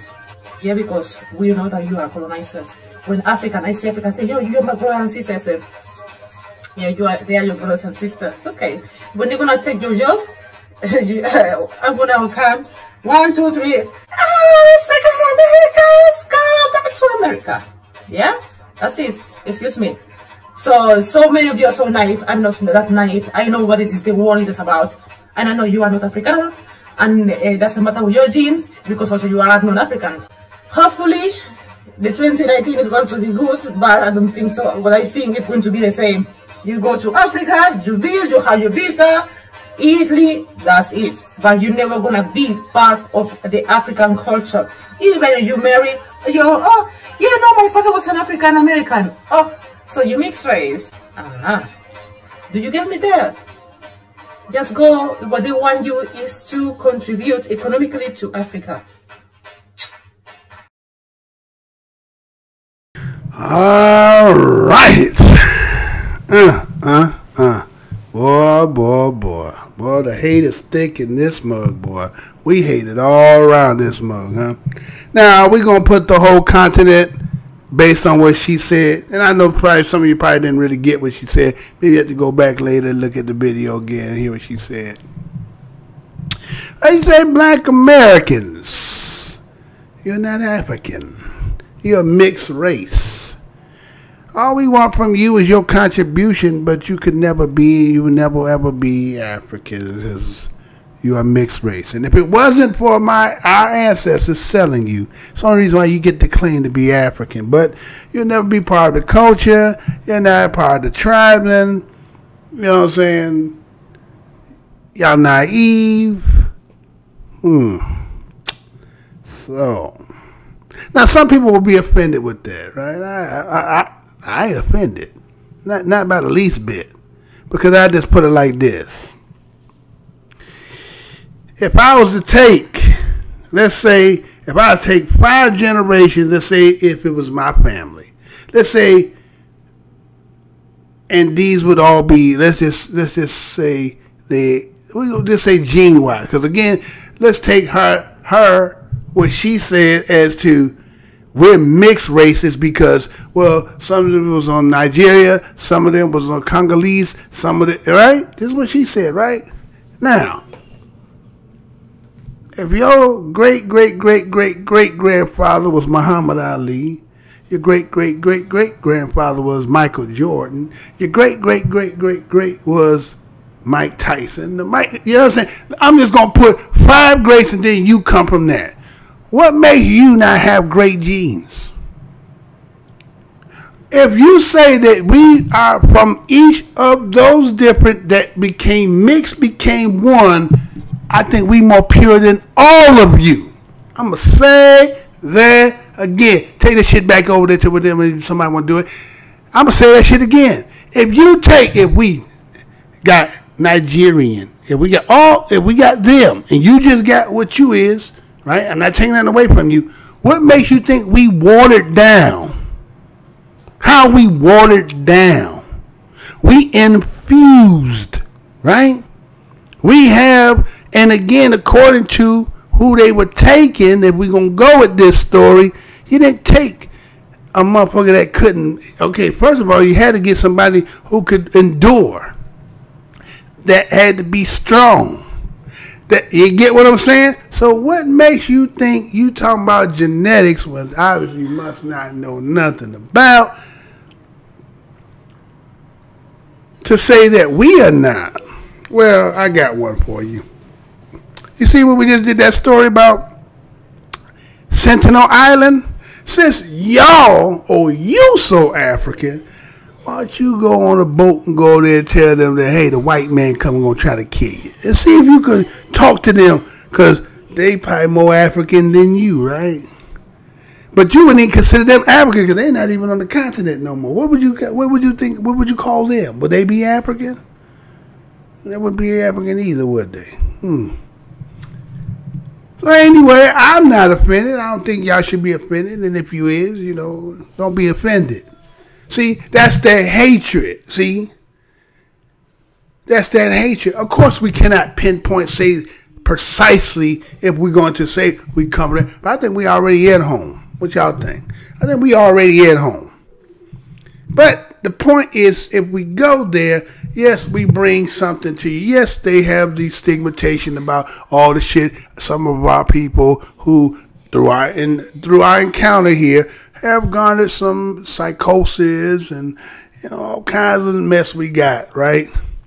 But genetically, how many people on the continent versus how many people been here? And they say, if we could build what we built here, y'all should have built something way big. It should way big. And then to say that the people there, you said the Chinese helping, they helping you. That's what you think? You think the Chinese giving you $160 billion and $40 billion, and then you got France over here, you got Germany over here, you got the United States sneaking, trying to use us to get in over here, and you think that our contribution to help build the country for you, you don't see yet? It's sad, man, the hate that people got for us. Because really, just the fact that you hate us is because of what, matter of fact, we're just too goddamn great. That's just what it really boils down to. As I said, if I took all them genetics and infused them and they became one like a Voltron, how y'all better? How you better? Then we done also, some of us took some of the other people. Now, I am not saying whether those are the, you know, echelon of those genetics, but I'm just saying some of us is even taking some of that. So you got some of that line in them as well, right? So I don't understand how you saying they not, because they can't be precise as to a particular tribe, but maybe maybe they the one that's create their own tribe. So let's just say, let's just take, we took the negative connotation of niggas. We be the nigger tribe. Now, if we came back and we competed on the continent, what would happen? What would happen? But I don't want to make this about this. I'm just saying, see, when you're saying that, but again, don't think that she not speaking, for there's a lot who feel like the way she do. Right? A lot of them feel like that. And what's the word they use? I think it's called akata. Right? Akata. Right? So we kind of like how we look at in this country, sometimes we call, you know, we call them a little milk toast, extra buttery, right? Right? Light bright, right? So that's how they look at us. No matter what your shade is, they say, you're not one of us. Okay. But again, that's her take. We heard it. But I just said, since you so African, why don't you go over there to the Andaman Island, Sentinel Island, and tell them, hey, what it is. And see if you could talk to them. See if you could get, because they is as African as you, if not more. They ain't been tainted by nobody. When I looked at you, I lost some of your melanin. Your hair done got a little bit stringy, right? I'm not saying we don't naturally don't have that, because again, as the origins of the original man, of course, we're going to have all them. But I'm just saying, right? So you go over there, let's see how African they going to see if you African like them. I bet your ass don't come up out of there. So that's a lot of bullshit. But again, you know, the hatred for us is just, it's sometimes, it's just ridiculous.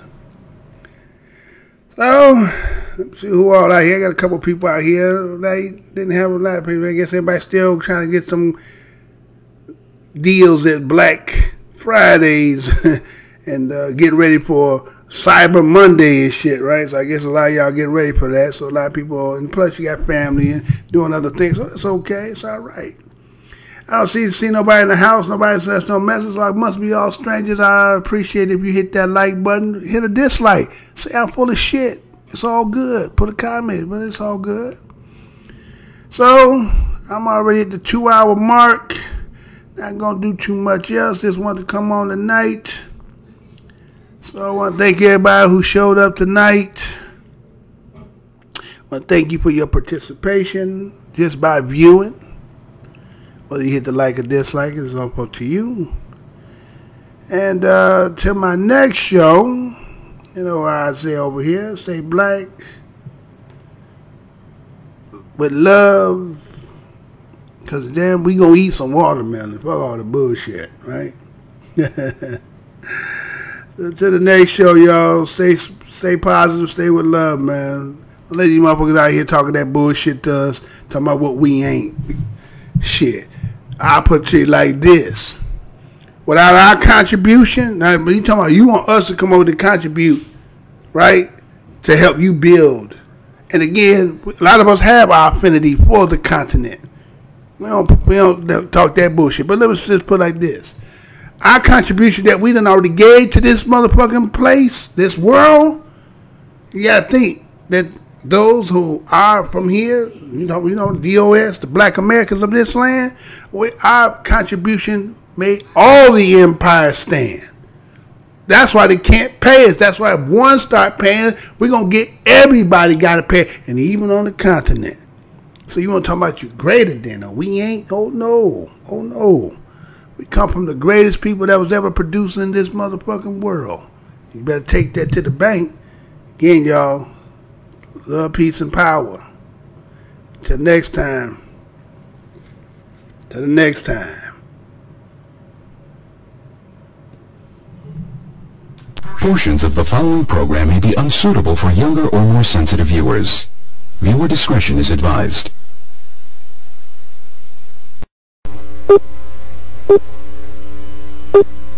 Remember, the enemy has only images and illusions, behind which he hides his true motives.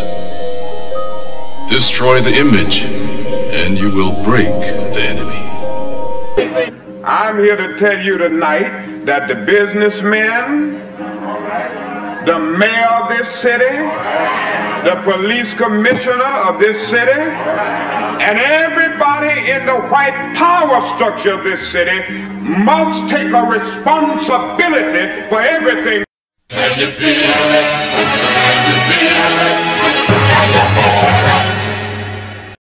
Luther and I, and everyone in this arena tonight, are unified by the same great American values. We're proud of our country. We respect our flag.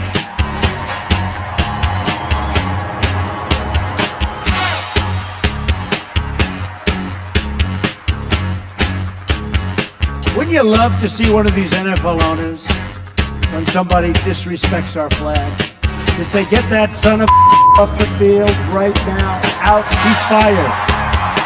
He's fired! Race is when you use your power and influence to subject people into inferiority. Utterances can't be racist. Look around you, man. They own this shit. They own this couch you sitting on, them shoes you got on your feet, this building, this school, this country, you. We're behind enemy lines, dog. So you must first of all remember that this system was not originally designed with black people in mind. Right on.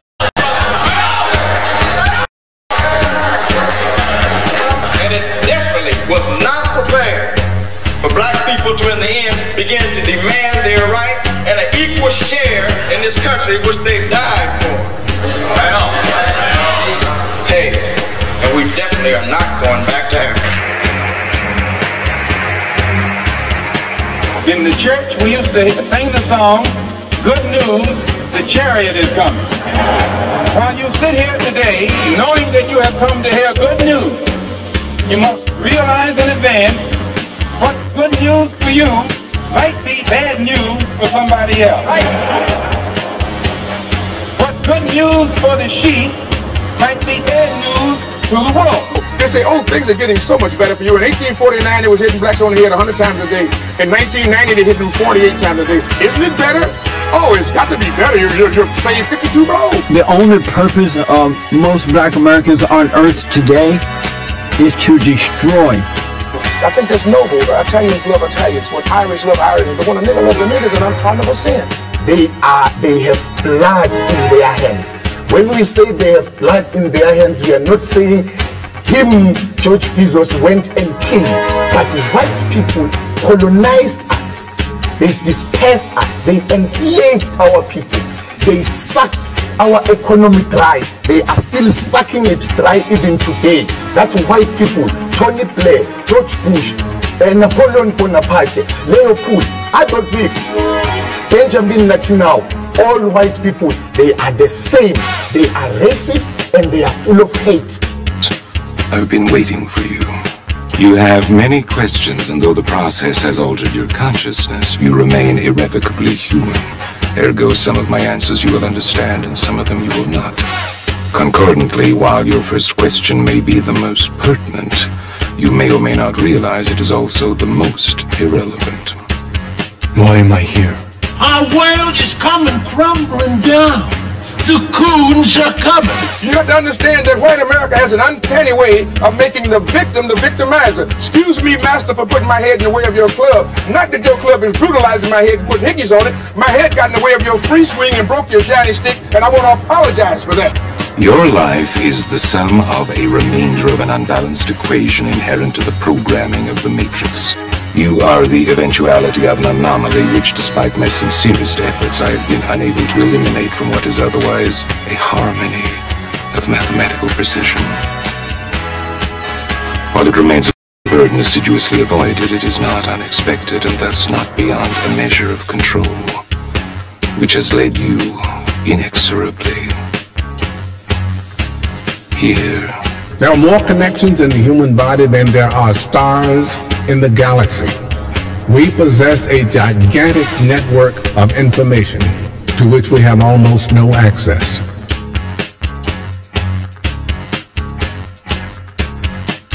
Matrix is older than you know. I prefer counting from the emergence of one integral anomaly to the emergence of the next, in which case this is the 6th version. 5 months before me. There are only 2 possible explanations. 5 months before me. Either no one told me, or no one knows. Precisely. As you are undoubtedly gathering, the anomaly is systemic, creating fluctuations in even the most simplistic equations. Can't control me! I'm gonna smash you to You can't make me do anything like my friend! Choice. The problem is choice. Let us remember that we're not brutalized because we're Baptists. We're not brutalized because we're Methodists. We're not brutalized because we're Muslims. We're not brutalized because we're Catholics. We're brutalized because we are black people in America. Because white people made him to be what he is. They made him to look evil, because that's their role, to make all of us black people to look evil and to hate ourselves. I can't hate. You're a nigga till you die. If you're a poor nigga, you're a poor nigga. If you're a rich nigga, you're a rich nigga. But you never stop being a nigga. And if you get to be educated, you're just an educated nigga. I'm told every day I'm on air that I'm racist because I called out racism. That is maddening to me, and I'm crying about it because it's crazy. So the Honorable Elijah Muhammad is teaching you and I and trying to tell the white man to get this powder keg out of his house. Let the black man from his house. Let the black man have his own house. Let the black man have his own land and his own property. I thought the bitch was white! Damn it! I thought the bitch was white! That's true. I think that white people are so guilty, knowing what they've done to black people, that they feel if the deeds were reversed, they would hate the black man if he had done the same thing to them. So it's actually, it reflects a guilt complex on the part of whites when they ask us, do we hate them? And if you notice, Uncle Sam has formed a habit of going all over the world. He calls it the ugly American, or the American image. He thinks that everybody hates him because it's a guilt complex. And if you think that if you are worried about Europeans hating you, and they're your allies and your cousins, well, naturally it would follow for you to think that Negroes in this country would hate you, especially in light of what has been done to black people in this country by white people. Now check it out. The white ball dominates everything, right? Knocks the shit out the yellow ball, the red ball, right? And the game's over when the white ball drives the black ball completely off the table. But you have to see that all of this is hypocrisy. I love Malcolm. Malcolm called me the Sunday that he died. I was working Basin Street East. He said, Brother Greg, you coming by today. And I said, Malcolm, I love you. And I said, I love you so much I don't even want to take a chance to be there. She said, what do you mean, Brother Greg? I said, well, I close tonight, Sunday night at Basin Street East. And I said, but I had my wife book me a flight into Chicago at 8 o'clock this morning. And I'm going to Chicago, and I had way beneath my salary, booked me into a college about 10 miles from the airport. And I'm going to go there and speak this afternoon, and I'm going to stay there until they tell me you dead. Because I'm not going to let this government get two of us for the price of one. And I'm going to call Adam Clayton Powell when I finish talking to you and beg him not to come there. Because today, the United States government is going to get you.